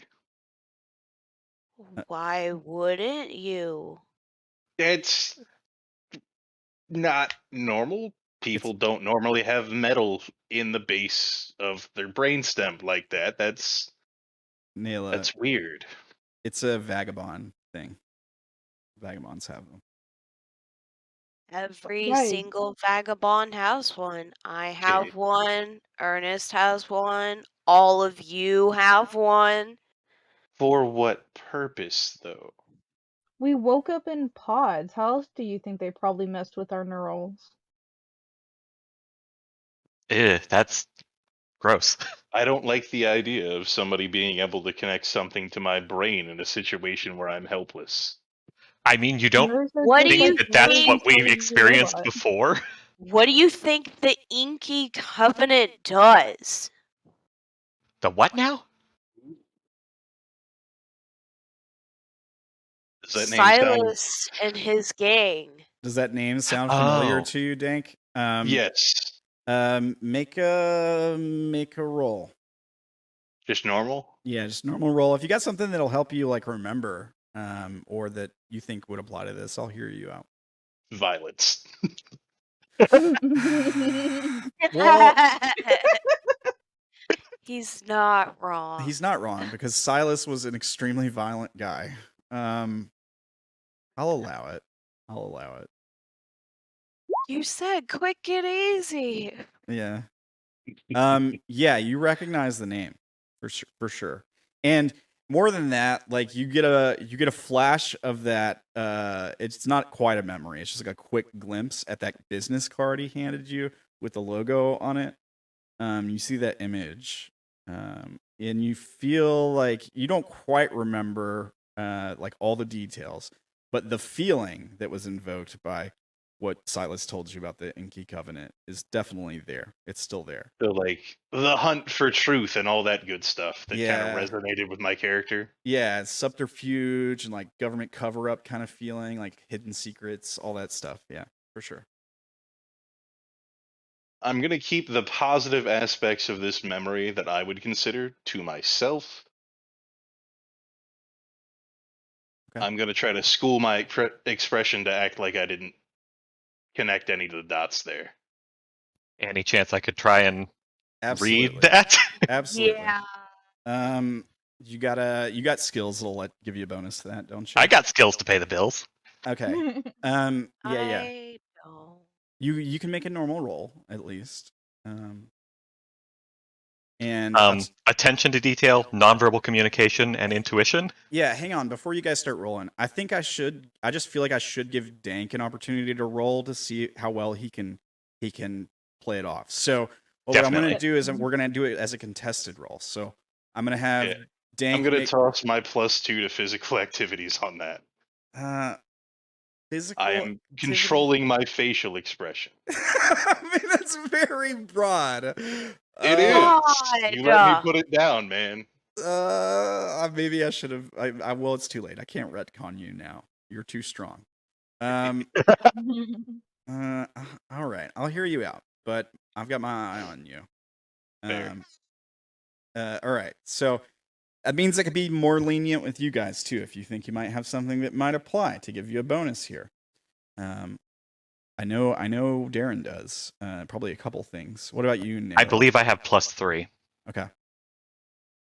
Naela? I don't believe I have anything.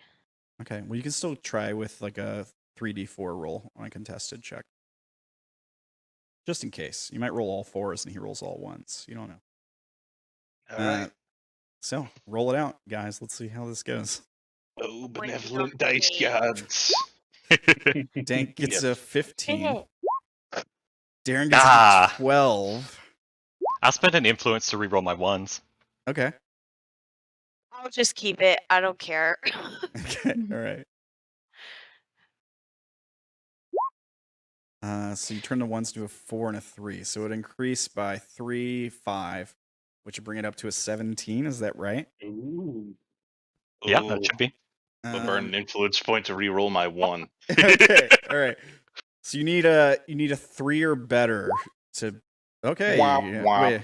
Wait. Let me make sure that that's actual roll.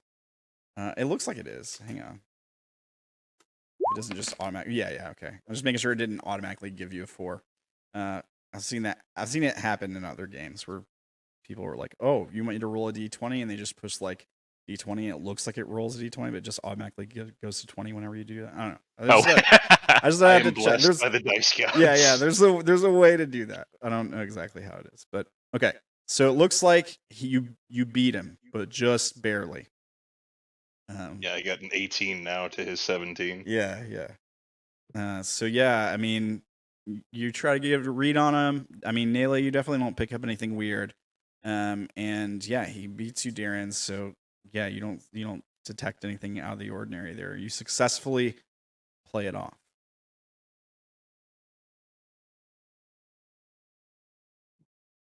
Now what? What are you guys gonna do with this body? So I guess this guy was also a vagabond? Correct. Do we have any stuff? No, he was naked. Fair. Part of me wants to try to pull out that metal piece. We might be in this thing's lair. Yeah, I mean, he got a lot of little bite marks, and the back of his head appears to have something that either bursted in or bursted out of it. Does somebody want to like try to make some kind of like medicine or investigative check? Attention to detail. Use it. I've been scared by this body. I don't know if I want to. I want to try Fair. to take a closer look at the metal bits. Okay. Kind of like inside. Okay. It's like an Ethernet port. Exactly. So if you're looking specifically like that, it'd be like perception and investigation, observation kind of roll, normal roll, unless you got anything that give you a bonus. No. So. Sick. Yeah, I mean, there's like it's not the only thing that really stands out to you is it looks like something stabbed him. Like it doesn't look like neat, like the little notches in the back of your necks kind of do. It looks violent. Like something was definitely in there. And maybe it hit this piece of metal, and so it couldn't pierce further. It's hard to tell what's going on. Are there All bits of like skull in the brain matter? No. Oh, so it bursted out, not in. Ugh, I don't like that. I do not like that, no sir. Nope. Can I look anywhere but the body with attention to detail? Yes, absolutely. Do you want to make a roll? Yes, please.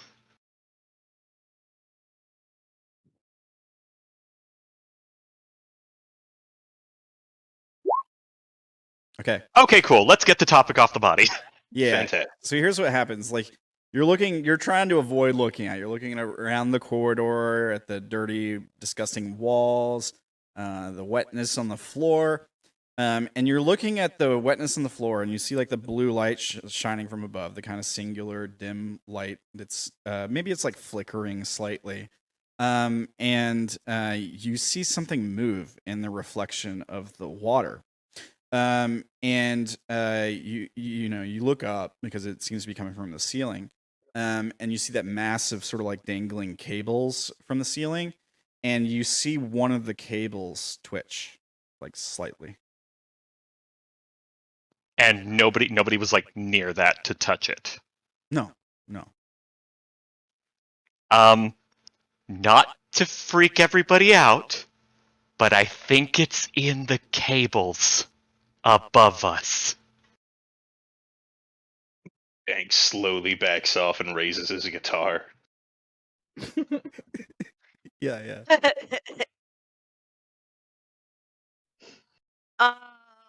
Is there a way to see if there's like multiple or if there's just one? It'd say there was a bundle of cable or tangled cables at some spot in the ceiling. Yeah, I mean it's kind of they're kind of running all along the ceiling is like sort of like a massive cables, and some of them are like broken. So there's just like you have like an end dangling down.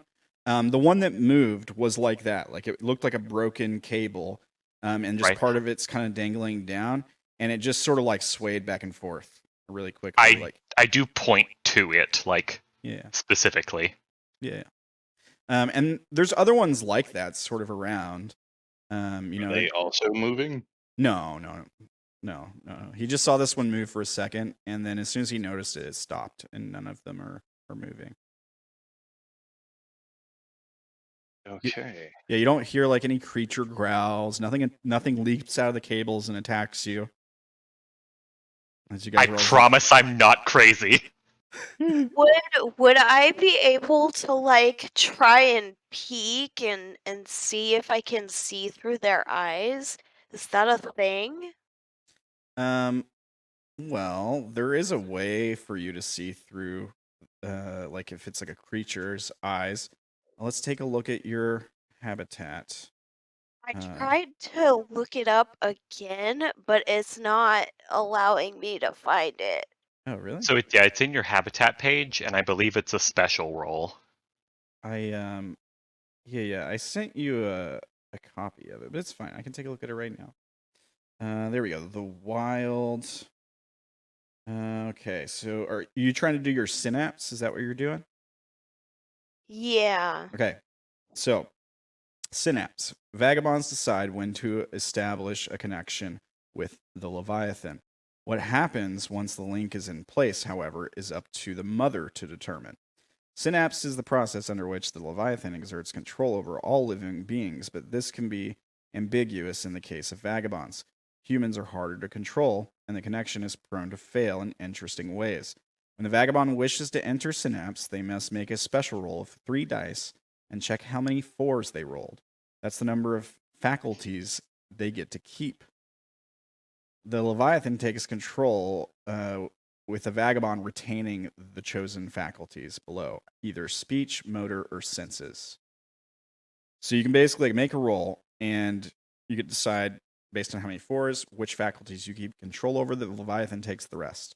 And then let's get into the rest of this, because there's other things that can happen. So They take over your faculties, and the Leviathan has an order of priorities.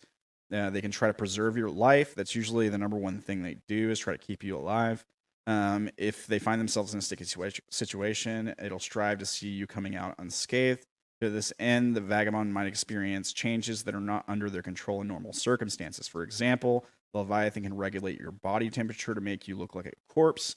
It can maybe get stronger, pursue its own agenda, and what that entails is up to me to determine. There's one very special situation, however, in which the synaptic connection falters in a spectacular way, causing a feedback that results in the Vagabond accessing the mind of the Leviathan instead. This happens when the dice from the special rolls all show a result of 4. In this case, the Vagabond is given a choice. They can access the memories of the Leviathan, extend their consciousness to nearby living creatures, or take a dive into the Leviathan's mind. And then there's like a short description of what all that means. But basically, like to extend your consciousness to the nearby creatures, you need to do synapse and basically critical rule of 3s. Like you got to roll all 4s. So that's the way you do that. And it's a dice pool of 3, right? It is, yeah. Okay. Yeah, I don't. Alright. As I would say, I think that this would be a good idea, even if you don't get all 3s, because then we've got something else that can like try and save us. Well, it preserves her life. Maybe not necessarily Not ours. yours. Yeah, but we're included in like the area. Okay. We're all trapped here, so Yes. So So I have 1 for. So, do you want to keep control over your speech, over your motor function, or over your senses? So let me describe. The speech is obviously talking, so the capability to express thoughts and feelings via speech. Motor skills, the capability to command your body to move. A vagabond without this faculty can't move by their will. Or sense, the capability to experience the world. A vagabond without this faculty can't see, hear, taste, etc. So So she can talk to blind. us, but she wouldn't be able to hear us. Yeah, she wouldn't be able to hear you or move her body. Like Or like see. she gets to choose which one to keep. So if she keeps speech, she can't see, she can't hear, she can't move her body. The Leviathan gets all control of that stuff. She chooses motor skills. She can keep control of her body, and the Leviathan can speak and can sense. Takes control of all of her senses. Or she can choose senses, and the Leviathan gets control of her speech and motor skills, so it can talk and move. But she can feel everything and see everything that happens. Ooh. This Yeah, is a rough choice. Yeah, There are some benefits to keeping your motor skills. kind of. It wouldn't allow the like Leviathan to react to anything. Yes, but then it would force the Leviathan to communicate with us. You know, Not and that way. necessarily. I mean, it's not just not going to talk if it can't move. and That would preserve you at all. for entering Synapse, Naela, just make a note that you get an extra memory point at the end of the session for your beacon. I get one for playing my guitar too, right? Yep. I think that's how it works for you. Yeah. Yeah, whenever he makes a roll with one of his items. Yeah.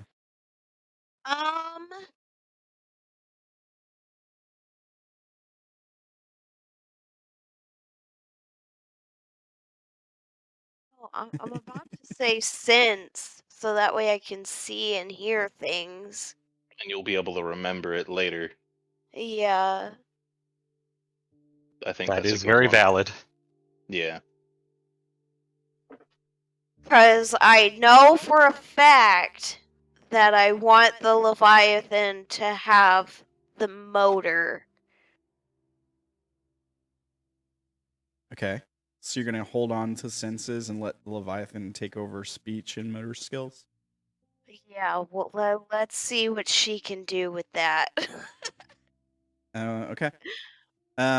Yeah, so you guys would notice that there's a sudden change in Naela. Her body language goes from sort of investigatory and checking out what you guys are all doing to feral in a in a split second. She starts sort of like making these guttural growling noises, and she starts moving around almost like a trapped animal, like panicked, like looking at you all. Like she seems like she's got a wild look in her eyes. She seems very perturbed by what's going on. Like she's looking at you all like you might be a threat, and she's probably like holding the spear out, and sort of like looking at, like taking in the whole situation. What do you guys do when this happens? There's gonna be more stuff that happens, but what's your first reaction? Attempt to communicate. Like, whoa, that was a quick change of demeanor. You all right there? What's going on? Yeah, you start talking at her, and she hisses, and there's like a guttural clicking noise that comes from her mouth. And she lunges towards you. Doesn't her keeping her senses mean the Leviathan can't hear or see anything? Capabilities. Oh, yeah, you're Yeah. right. You're right. My bad. First time. Okay. Yeah. You're right. Yeah, I was actually thinking about that for a moment. I was like, oh Okay. wait, I was like, oh no, wait, this could be a bad thing. This is gonna be hard to do because it can move and it can talk, but it can't see, hear, taste, Or feel, anything, or smell. or see, or yeah, like it can't do. It, oh wow. Yeah. So it would be like survival instincts, just backing Yeah. up, like quicker response time, something like that. Yeah, I don't think. I guess it wouldn't be growling or anything. So it just backs. It sort of backs up to the wall and starts looking all confused and it's like looking around. Wouldn't be able to look because it doesn't have. Yeah, it's control trying of the eye. to, but it just Oh, sees, yeah. it sees blackness, right? Like it just sees nothing. And it's trying to look around, but it can't see anything. Earlier, you said the Leviathan has like a connection to all living things, right? It does, yeah. Would it be able to use some other form of senses that she personally wouldn't have capabilities of at this time? Like another creature. Yeah. Like, couldn't it sense through the surrounding creatures? I mean, it's connected to all living things at all times, right? It would, yeah. But the other creature the other creatures that might be nearby can't see her right now.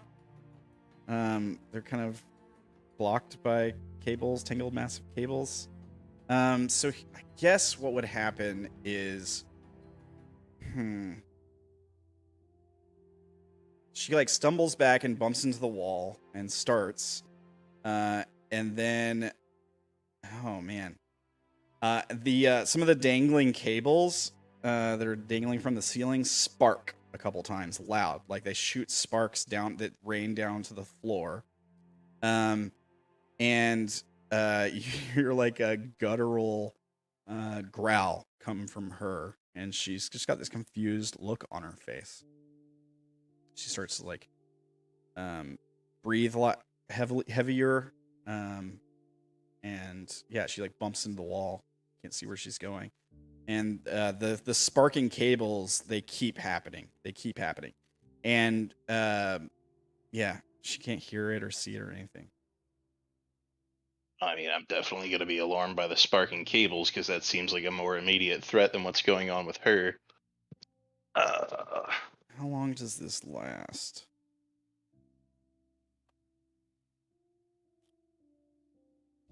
Basically till the end of the scene, essentially. Yeah, I kind of thought it was till they were out of danger, sort of thing. Right. Okay. Wow. So the doing room the starts connecting like sparking, and this she isn't super seems useful. all confused, and she is growling because it has her speech.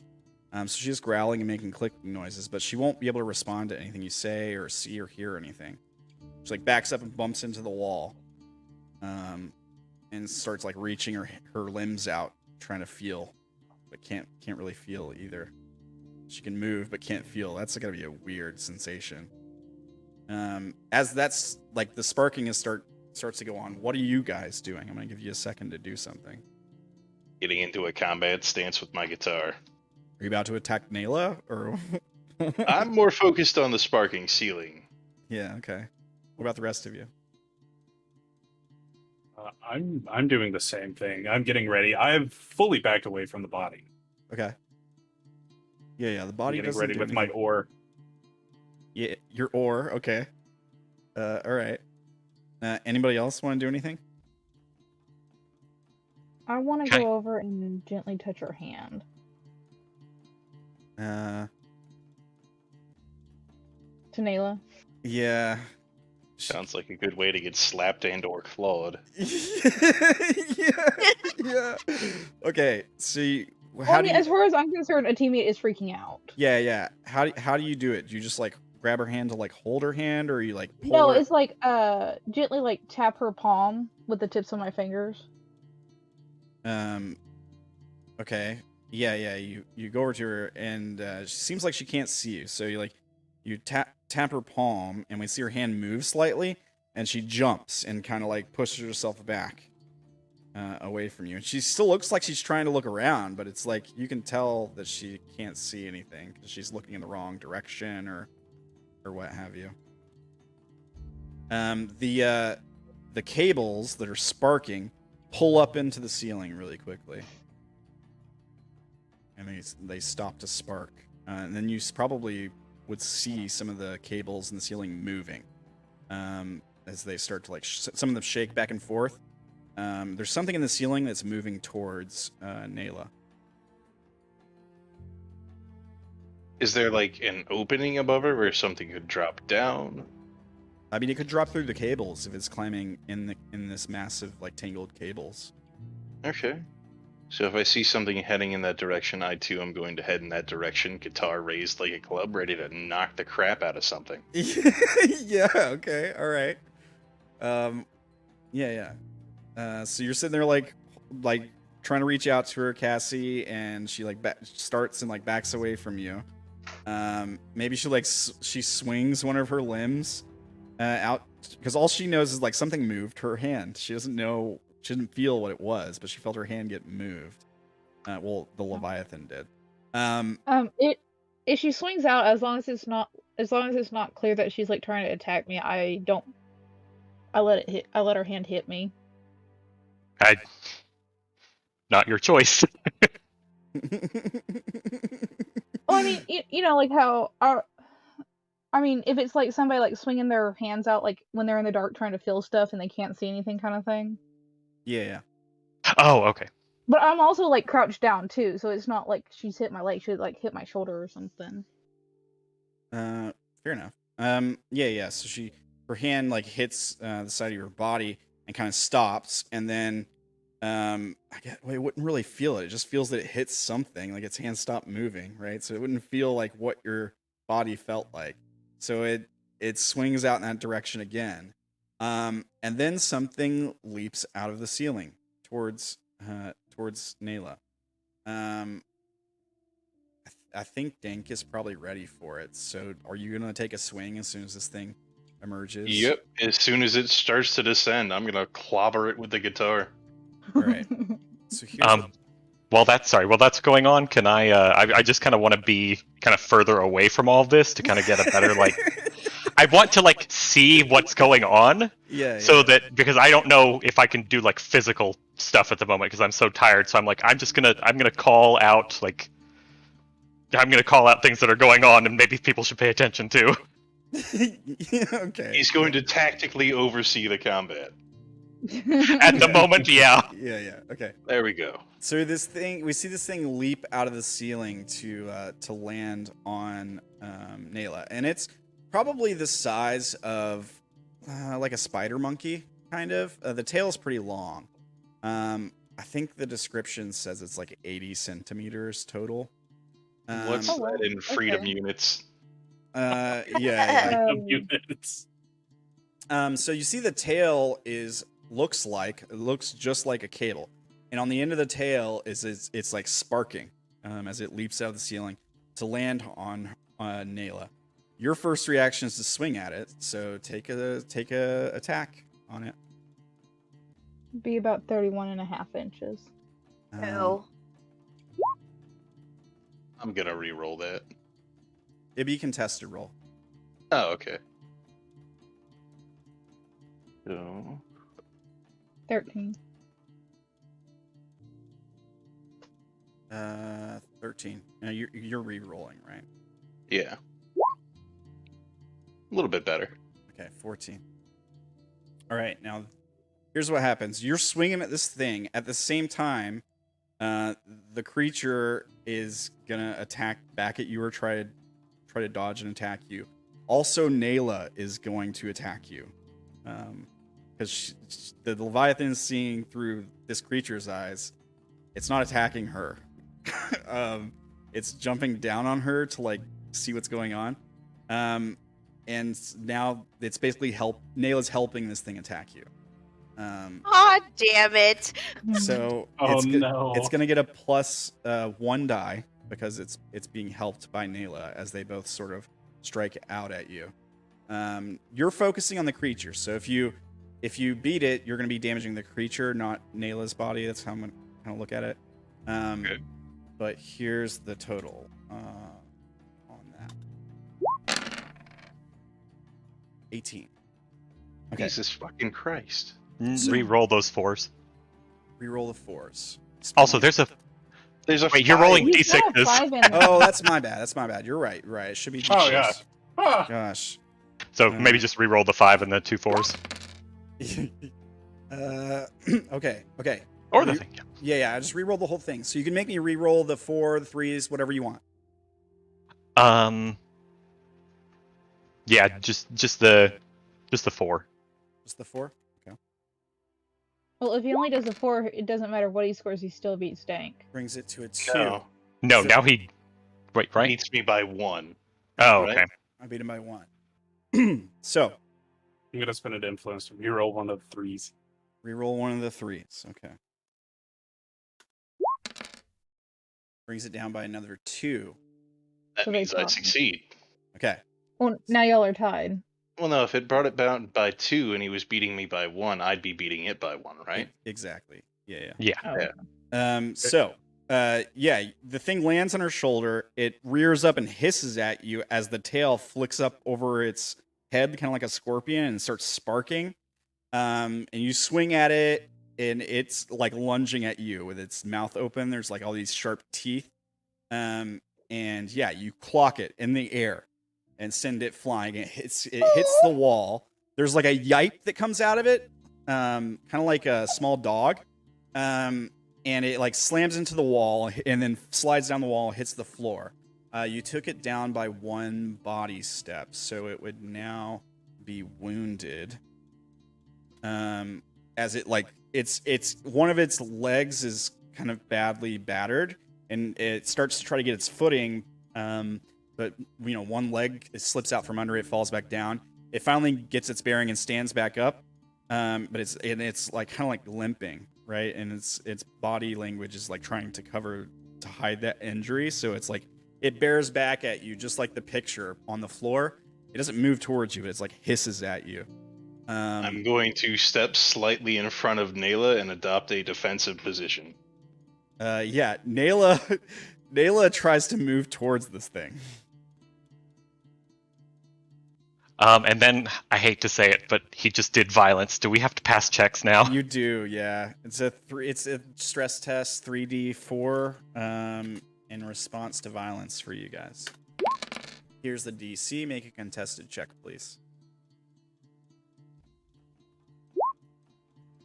Hey, All right, 11, 7, 8. Influence points. Yeah, Naela, you do see all this, so yeah, you got to make the stress test, unfortunately. Okay, we need. We just. Need I'm debating.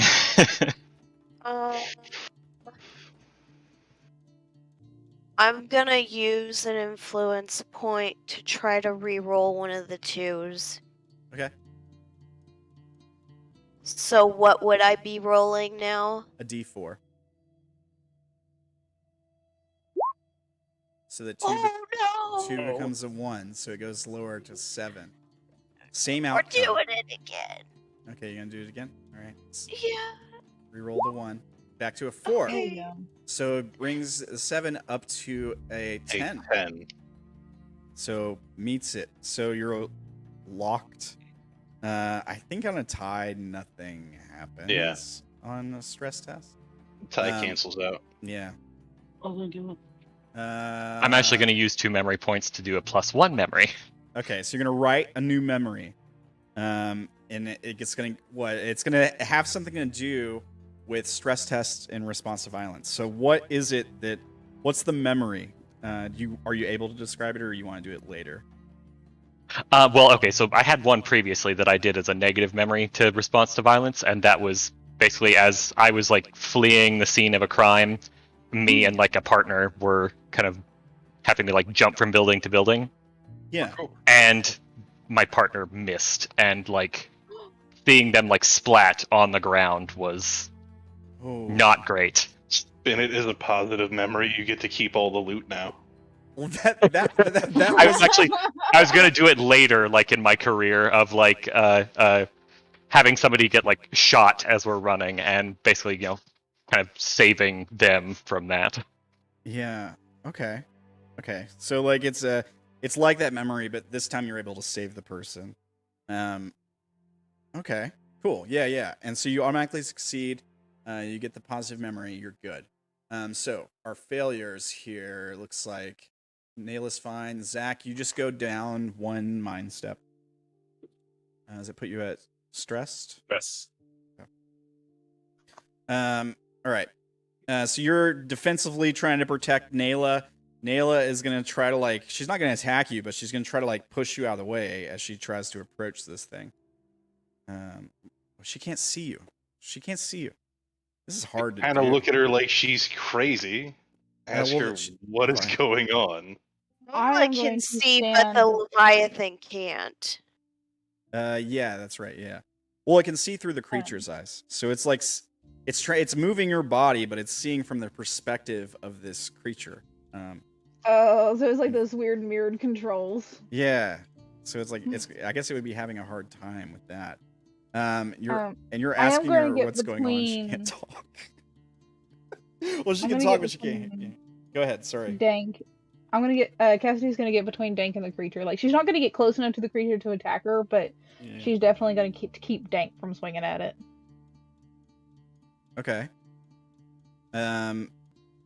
Yeah, the creature backs up and continues to hiss and try to make itself look threatening. The tails continues to spark. And you're trying to stop Dank from swinging at it again. Yeah, and Naela is She's trying to get around Dank to get towards the creature. The creature is watching Naela. And I think there's this you're tying up Dank, and Naela is sort of trying to get towards the creature, and there's this moment where they kind of look at each other, and they just stare at each other for a moment. The creature is closes its mouth, stops hissing, its tail arcs back to the floor, and then they sort of mirror each other's movements, right? The creature moves its head to the left, so does Naela. And then the creature moves one of its arms, and so does Naela, same arm. And then the creature cocks its head to the side, and it climbs up the wall quickly, scurries back into the cables, and then the lights go out. There's a as the lights go back to darkness, and you all hear a sound.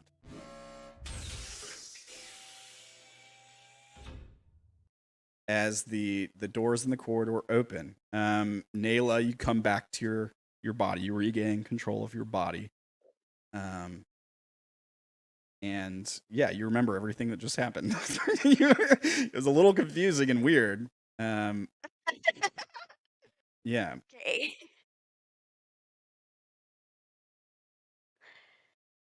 It Do seems we all notice the change?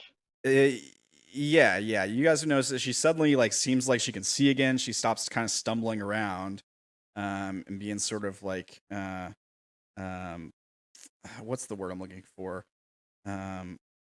Cagey?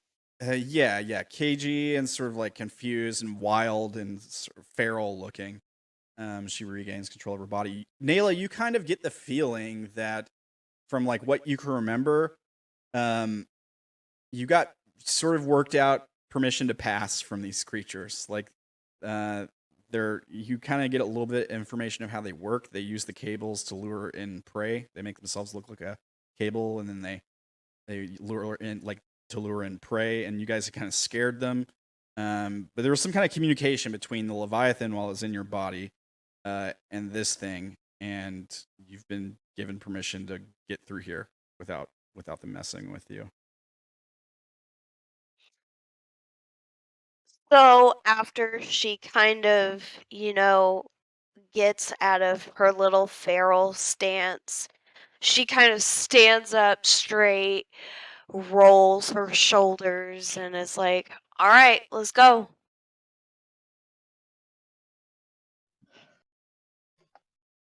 I'm not even going to question. What? I'm just going to go. You know No, what? no. Yeah. What was that? What? No. Nope, not going to question it. So what kind of creature was that? She's Cassidy asks as she follows. You've probably seen them before, Naela. You probably would know. They're What a called spark dog. Yeah, well, you're close. They're called sparklings, I think is what they're called. That's the name. That doesn't sound as cool. Yeah. It's I'll called be a honest, I thought it was a sparkling. possum at first. Spark dog. Let's see here. The native name is Burkamar. This one Birkenstocks. Oh no, I'm sorry. They're called Mhm. shocktails, not sparklings. They're called shocktails. Okay, Um, that sounds more reasonable. Okay. Makes Yeah. sense. And they're a symbiotic creature. The cable tail is actually a parasite Huh. Huh. that attaches to the creature's body.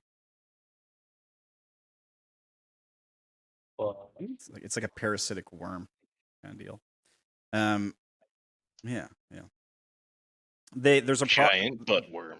Yeah, the problem with them is that the worm can infect other creatures. They mostly stick to these little like kind of like lizard-like creatures, but they can infect humans. And when they do, it can cause like an outbreak of what's called Burkamaria. And basically, they feed on powers, so they'll sweep through an area and just like wipe out power lines and stuff. Like PG&E. Yeah. So like when one of these pops up in a settlement, it's a big deal because they don't want there to be like a plague of these things, so they have to like wipe them out when that happens. That's probably why it's been so dark in this area. These things have been feeding on the power. I want to figure out how it managed to open and close the door. They're not dumb. Well, presumably they're interrupting the power connection, right? So like because they can connect into the actual power lines. So if they sever the connection, lights go off, doors open, as like a safety precaution, presumably to prevent people from getting locked in or whatever. But then when you guys scared them, they like maybe some of them like got off of the power connection, so they disconnected themselves from it, and that let the power flow back through. So when the power turned on, the doors closed. If somebody could herd these things, it would be incredibly useful.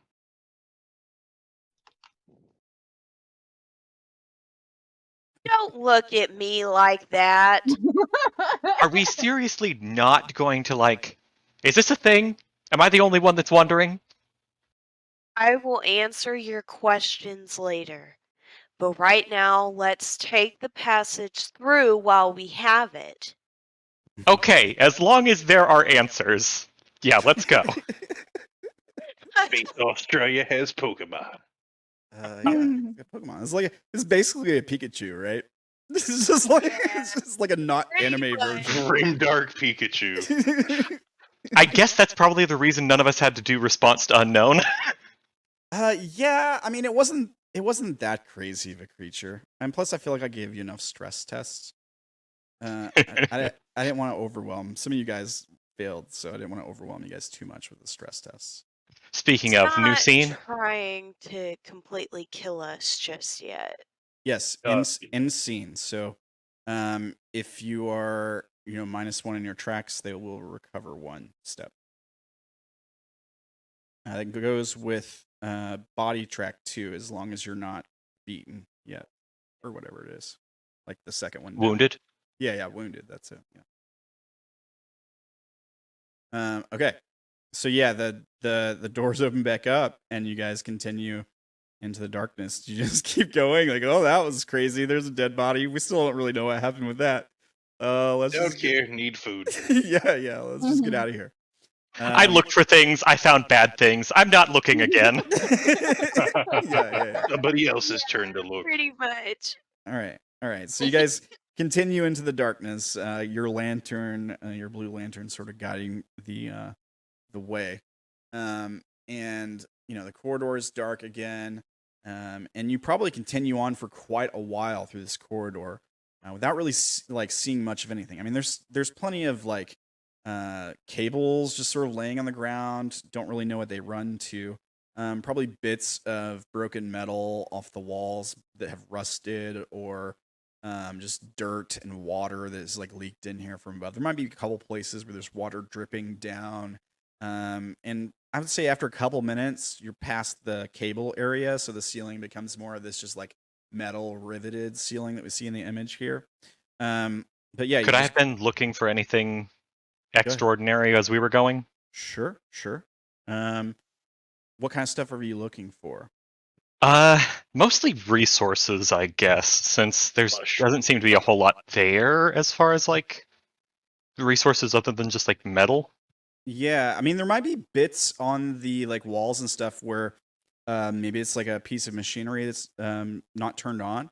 So maybe you could get a glance of oh, this kind of looks like it could be a computer or something like that. There's no fungus in this hallway yet, but we're about to get to potentially some fungus. But if you want to make a roll, with your pluses, you can do that. Attention to detail.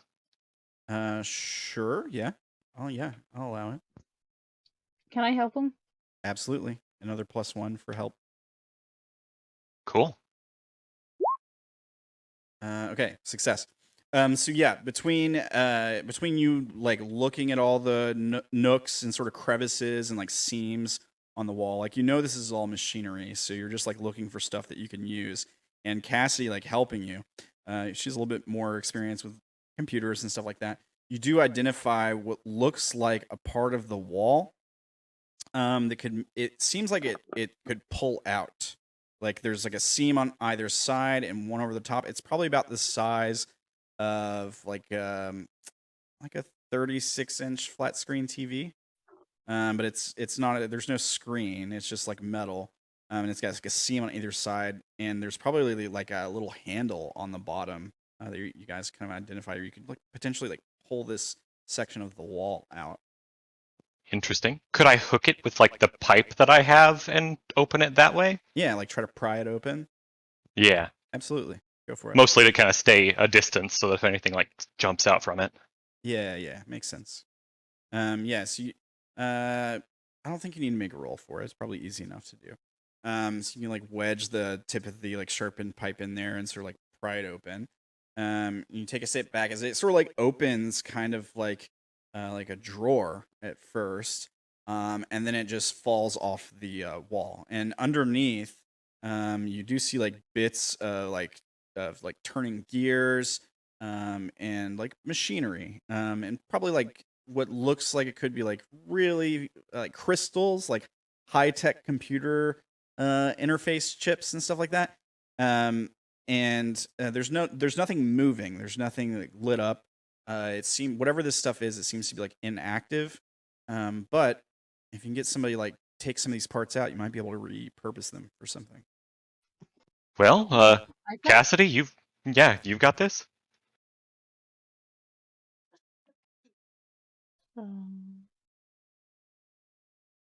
Would my programming help in this at all? I'd say yeah, because I said there's computer chips and stuff in there. I'll allow it. Programming is code, but I'll allow it. It's fine. Do I get a does the -1 for my exhaustion count? Yeah, because this would be like a mental thing. Yeah, Can I assist to cancel that out? sure. Well, I technically have -2 to mental, so, but that means I still get a +1. -2 to mental? I What's thought the- the hallucinations had worn off. We have the exhaustion and I have depression. Oh, you got a symptom. That's right. Oh yeah. But I have +1 to electronics and +1 to programming. Plus And my then you're +1. Yeah. Okay. Yeah. There we go. All right.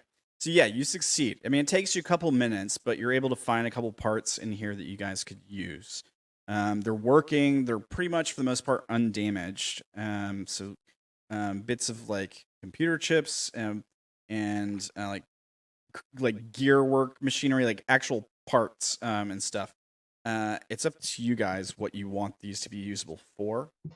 For now, just add to your inventory like computer parts from the wall. That'd be fine. And if you're Yeah, wanting, Yeah, you we could find them you useful. probably better hold on to those, Cassidy. I don't know what I would do with them. yeah, put the Yeah. computer parts from we'll say it's like a power conduit, like a deactivated power conduit. Okay. So like if you needed to repair power, you could definitely use these to do that. Or if you had like a object that used power that you needed to repair and maybe needed replacement parts, maybe like a death spitter, potentially. Right. Uh, Or, I mean, more immediately, the lamp, but I don't know that we want to waste them on that. yeah. No, we need things for the gun. Yeah. Yeah. So you got those. Do you guys do you want to work on something now to fix it, or do you want to continue forward? Did we bring it with us? No. I don't know. I don't think I- I think we left it at the base with Ernest.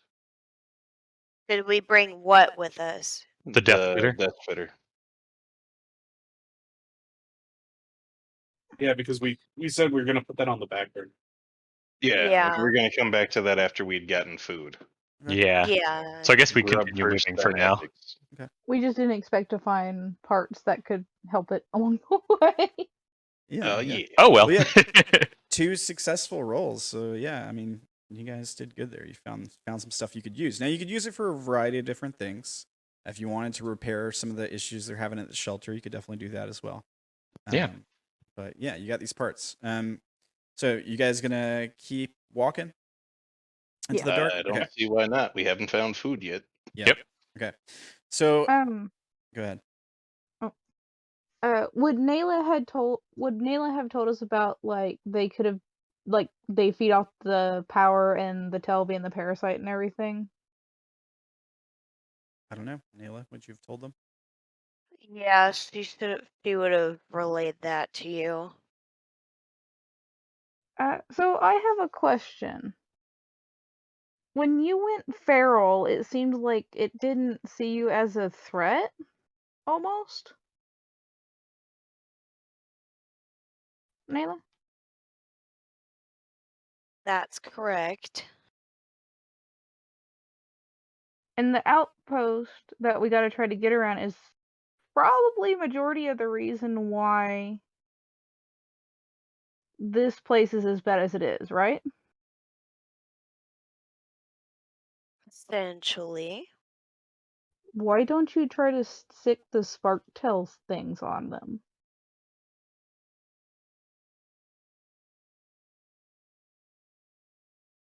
Very valid Good point. idea.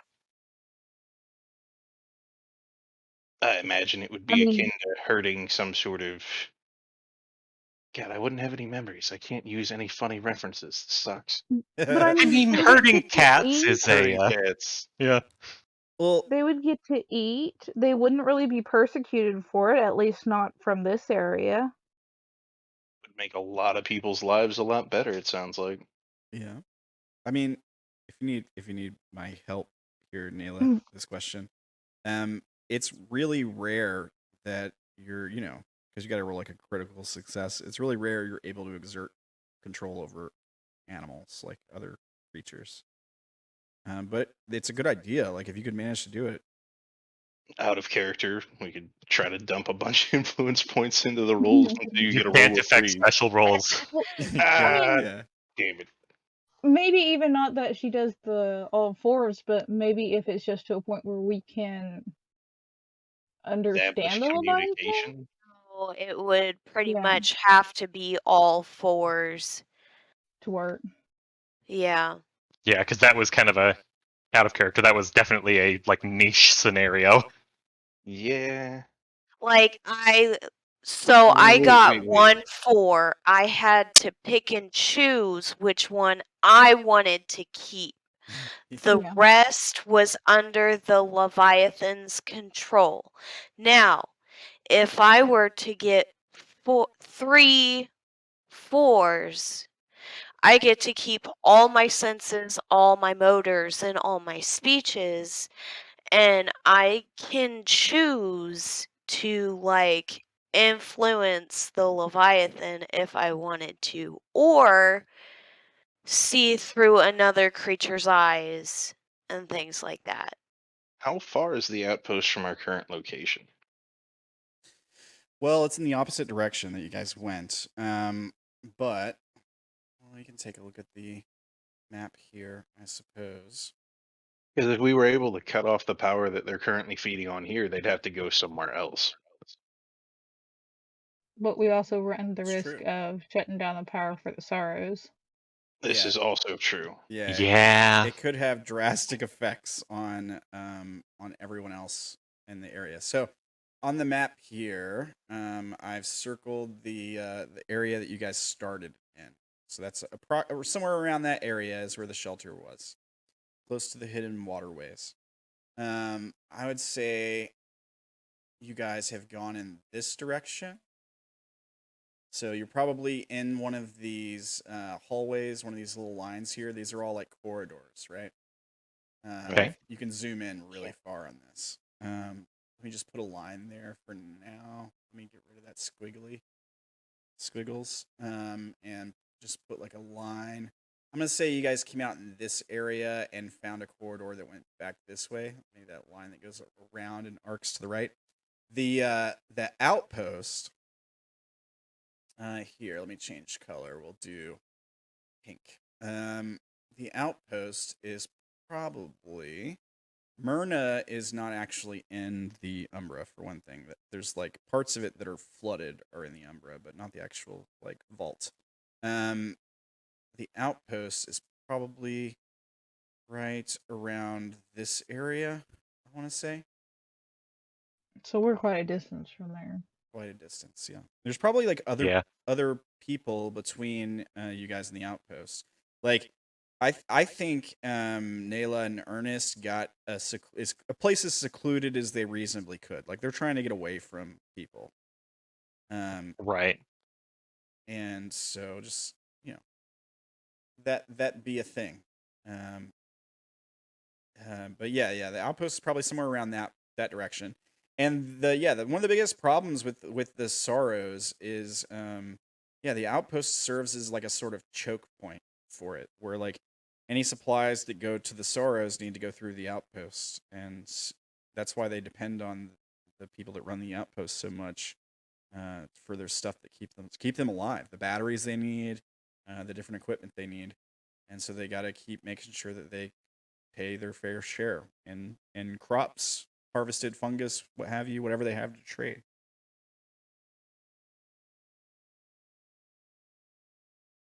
Yeah. And we've already missed or only got half of our last quote unquote payment. Yeah, you're not on great terms with them. Yeah. So probably be best to just try and get out. I guess alternatively, if there's a bunch of things that like are attracted to power, we have parts now that we could almost like increase the power going to the outpost and like make it a juicy target. So yeah, that's the power is going to flow to the outpost, probably from Nataku, from the other side. It flows down from the outpost in this direction, right? So like if you can get around, Okay, so there- yeah, you can Yeah. get around the outpost and like you could cut off their power, and then they'd really be in trouble, right? But you'd cut off power to everyone else behind them in the circuit, including yourselves. Or like you're saying, you could like find a way to combine lines and like overload their power or something, make them like more appetizing to creatures like this. But also maybe like short out some of their equipment if it's like gets too much power all at once or something. Like you could do some stuff with that. Yeah, but we'd have to be behind it anyway, so Or we could capture some of these creatures, contain them, and then let them loose near the outpost. Yeah, you could do that. But how would we? Build I cages. could see catching them. That's no problem. But my worry is being far enough away when we let them loose, because they're gonna see us. They're gonna be clearly pissed off at us. Some kind of cage that we can open from a distance. yeah. I mean, we've got some resources to do that. It could be a remote opening sort of thing. Or just like, a really long stick. Yeah, that too. We have the technology. We can rebuild it. We have options. Yeah, but for now, I think we need to look for food. Yes. All right. Again, putting a pin in this for now. All right. Okay. So you guys continue through the dark corridor. You guys travel for probably at least an hour before even reaching the end of this corridor after scavenging these parts. And again, like most of the stuff you're seeing is just like cables draped along the floor, stuff that's starting to grow like mildew and mold on it from the just like wetness. And there may be parts of the corridor that are lower than others, or the water gets a little bit deeper. Nothing too deep here. Most of it's just like at most maybe ankle to shin deep water. Certainly not big enough for a mermaid to live in. And eventually you do reach the edge of the corridor. When you start to round a corner, you can see that it looks like in front of you things open up. Coming from this area is some light. You probably hear some movement as you start to round this corner. Just in case, I want to give you guys a second. If there's anything you want to do to like prepare, if you're like worried you're about to walk into a fight or something, you can do that. You're starting to hear some noises and stuff. You can try to listen and see what you're hearing, get an idea on what you're about to come across. What have you? Yeah, I was probably going to try and listen to see what it was. Okay. Yeah. All right, so you're our scout. Yeah. Make a roll. Okay. Well, if I'm going to be the scout, let's just go through with this. 5 points plus 3 memory. Plus 3 memory. Okay. Do you know what want the memory to be? And what's the effect? What's the like effect that you get? Let's see. Like, you want to be able to hear? Do you want to be able to list like really high? Like, what are you trying to do with the effect? Yeah, I think hearing is going to be the best. Let's see. Trained ear, perhaps? Okay. I like the wording. Okay. And plus 3. Can you describe the memory? Or do you need to write it later? Just from kind of being in situations so long of like having to Spot being like crowded in like crowds and things like that, and trying to like pick out bits and pieces of the background noise that are going to be important to me, like the cock of a gun or the sound of footsteps walking in my direction with purpose. Yeah. You hear the sound of footsteps, definitely. There's shuffling of feet. It's a plus 3 memory, and it's definitely a success. I'm gonna say that you can tell it's 2 people. And they sound like they're working on something. Like you do hear the sound of like like it's almost like tearing apart a piece of fruit or like a piece of plant, like being torn, and then like the movement of like clothing, and this repeats a few times, and there's like a breathing sound. It's like you can hear the people breathing, almost like I don't really have a sound effect for it, but it probably sounds similar to like the way Darth Vader breathes, like they have some kind of breathing apparatus on. And Huh. so the sound you hear the footsteps. It sounds about like what you'd expect people footsteps to sound like in foliage. And you hear like a sound coming from both of them. They're not talking to each other. They say, but they do sound like they're in different directions. Like once you exit this corridor, one's probably on the left, one's probably on the right. Yeah, and you hear all this kind of movement and stuff going on. Okay. Yeah, I'd like to kind of try and signal to everybody to like kind of stop, and if I can, like, kind of motion towards them. Nonverbal communication. Yeah, I have that. Kind of communicate that there's a couple people in front of us, but don't know exactly, what's going on there, but there's people and some different noises that I don't know exactly what they could be. Yeah, so we see you like crouch down when you guys get to the edge of this corner, and you like do the thing with the two fingers at your eyes and then point them forward. yeah. Oh And, god. yeah, and everybody kind of like I play charades. yeah. Great. All right. Let's see here. Success. Okay. So you hear the movement stop. And the breathing, like one of the breathing, the pace picks up a bit. And you can hear as they like get further from you. Again, you don't hear any words, but you hear like a tap.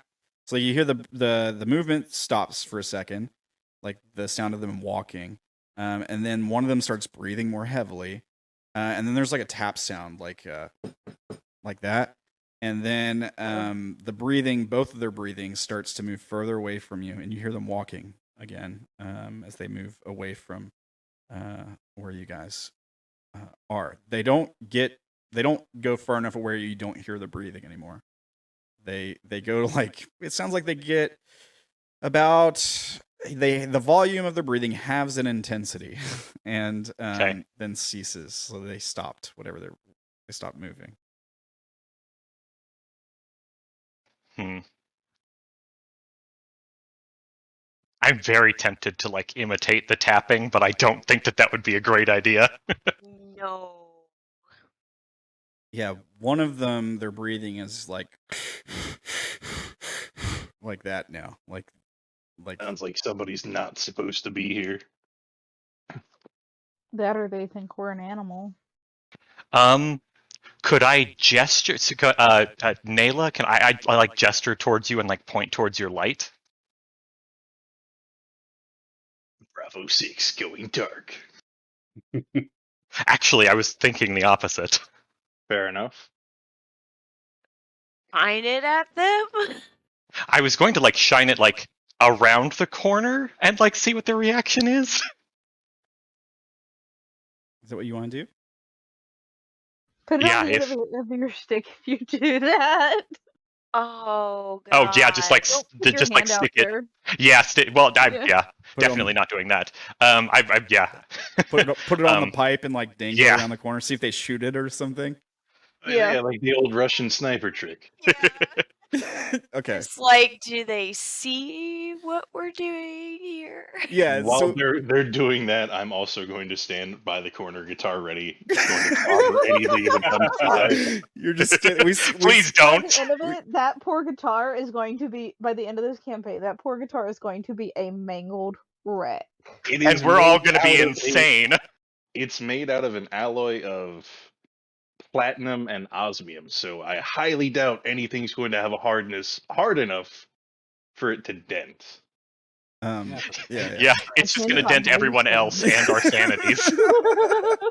Yeah, okay. So we see like the lantern probably does have like some kind of handle on it, and you're able to like put it over the pipe that you're carrying. We see like start looking apprehensive as you're starting to stick it out around this corner. And when Dank is sitting there like holding the guitar back like a weapon, his muscles tensing up. Yeah, we see you do that. We see all this from your perspective, so we don't see like what's on the other side of the wall.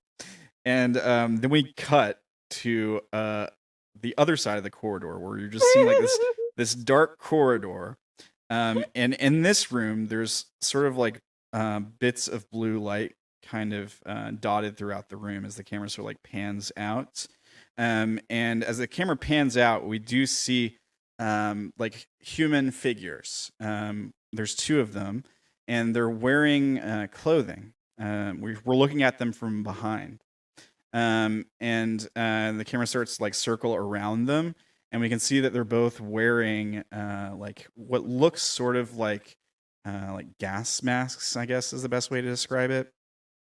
Some kind of full face mask covering. It probably has like two little breathing apparatuses on either side, and like cloaks. And they both kind of like cock their head to the side, and they like turn and look at each other. And then you all would hear. Is there anyone there? And that's where we end the session. I think that's right at 3 hours, so it's like right at the perfect time to end the session. Oh Yeah, my you're- god. Oh, that was perfect. Yeah, it was. Yeah, that's good. That's good stuff. We just walked into We got that the CP shit scared of Foundation. us, and now we just scared the shit out of two random people. And the best part is Naela has no idea what the fuck is going on. Dank wakes up every day and chooses violence. Please don't. Well, I'll go insane. Pretty much. That's her philosophy. If I have to use the Leviathan, I will. All right, so great session. You guys all did fantastic today. Thank you all for playing. People watching in the chat, thank you for watching. So real quick, it is the end of session, so let's make sure we do the drawing for the giveaway. If there is anyone who has not gotten to enter yet, just type in "We Are Broken" in the chat. I'll show you how you do it. Just like that. Just like that. Type that into the Twitch chat just to make sure you get entered into the giveaway. And we're going to do our first drawing here in about 2 seconds. So if there's anybody else who wants to enter. Just once. If you enter more than once, you get disqualified, right?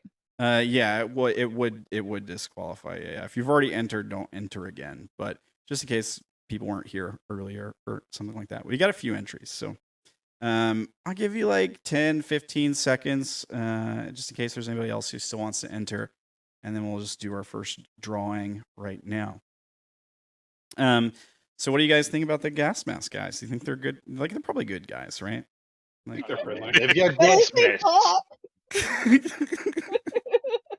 Generally, people in dark hallways wearing gas masks aren't usually the good guys.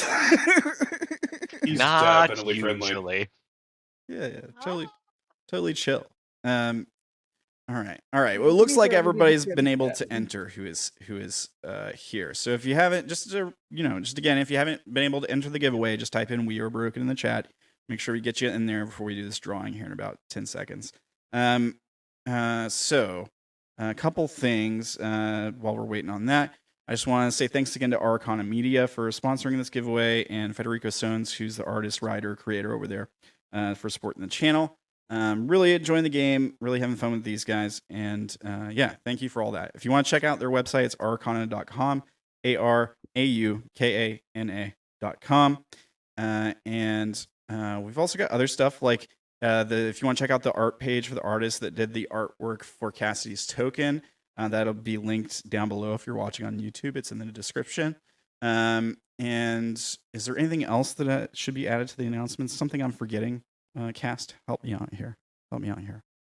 Possibility of merch coming. Possibility of merch, because yeah, you notice Zack today, his guy Yes. is wearing the awesome broken hoodie. I switched to my Space Australia hoodie. Oh, you did? Okay. All right. Fair enough.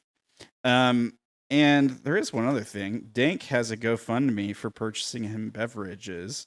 So here's the link to that if you want to go check that out. And you can buy him drinks. I mean, he is the paladin of the beverage, so This is true. yeah.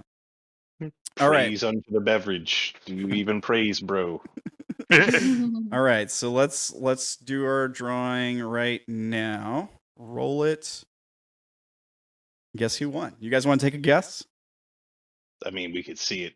Oh, you can see it shows up. Oh, cool. All right, cool. I didn't know it showed up in the chat. Yeah, TeamZack, you won. Good job, bud. Hey. So, to claim your prize, PO box or like a shipping address, email address.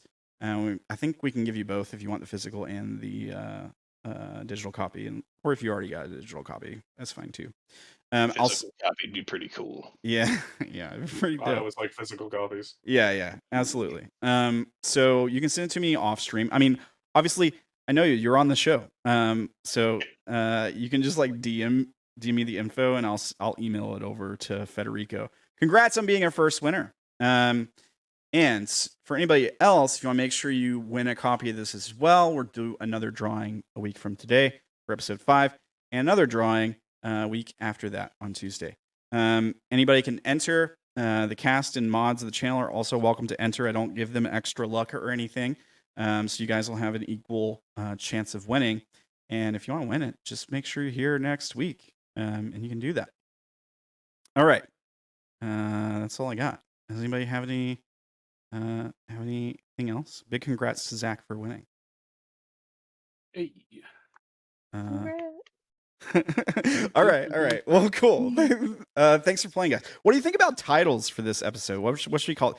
Last one was the Space Australia thing. So what should we call this one? What do you think? Shocks Pikachu.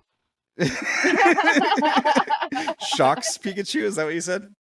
The shocked Pikachu. Like the oh yeah. Like so, Oh, yeah, I get what you're Pikachu's saying. face. Yeah, I could probably put it in the thumbnail too. I can do this. Yeah, I think I've actually got it on my computer. Please. Right. Yeah, that'd be great. Fantastic. Thank you. I should just ask you guys for all the titles. You guys are great at this stuff. All right, cool. All right. Well, thanks for watching, folks. Thanks for playing, players. And yeah, we'll see you guys next week. Have a great week. And Goodbye. if you see dangling cables from the ceiling, maybe don't mess with them. All right. Wise Ready words, for wise the words. next sturdy gremlin adventure. Yeah. Yeah. Next gen. Have a good night, folks. Bye. Goodbye. Bye.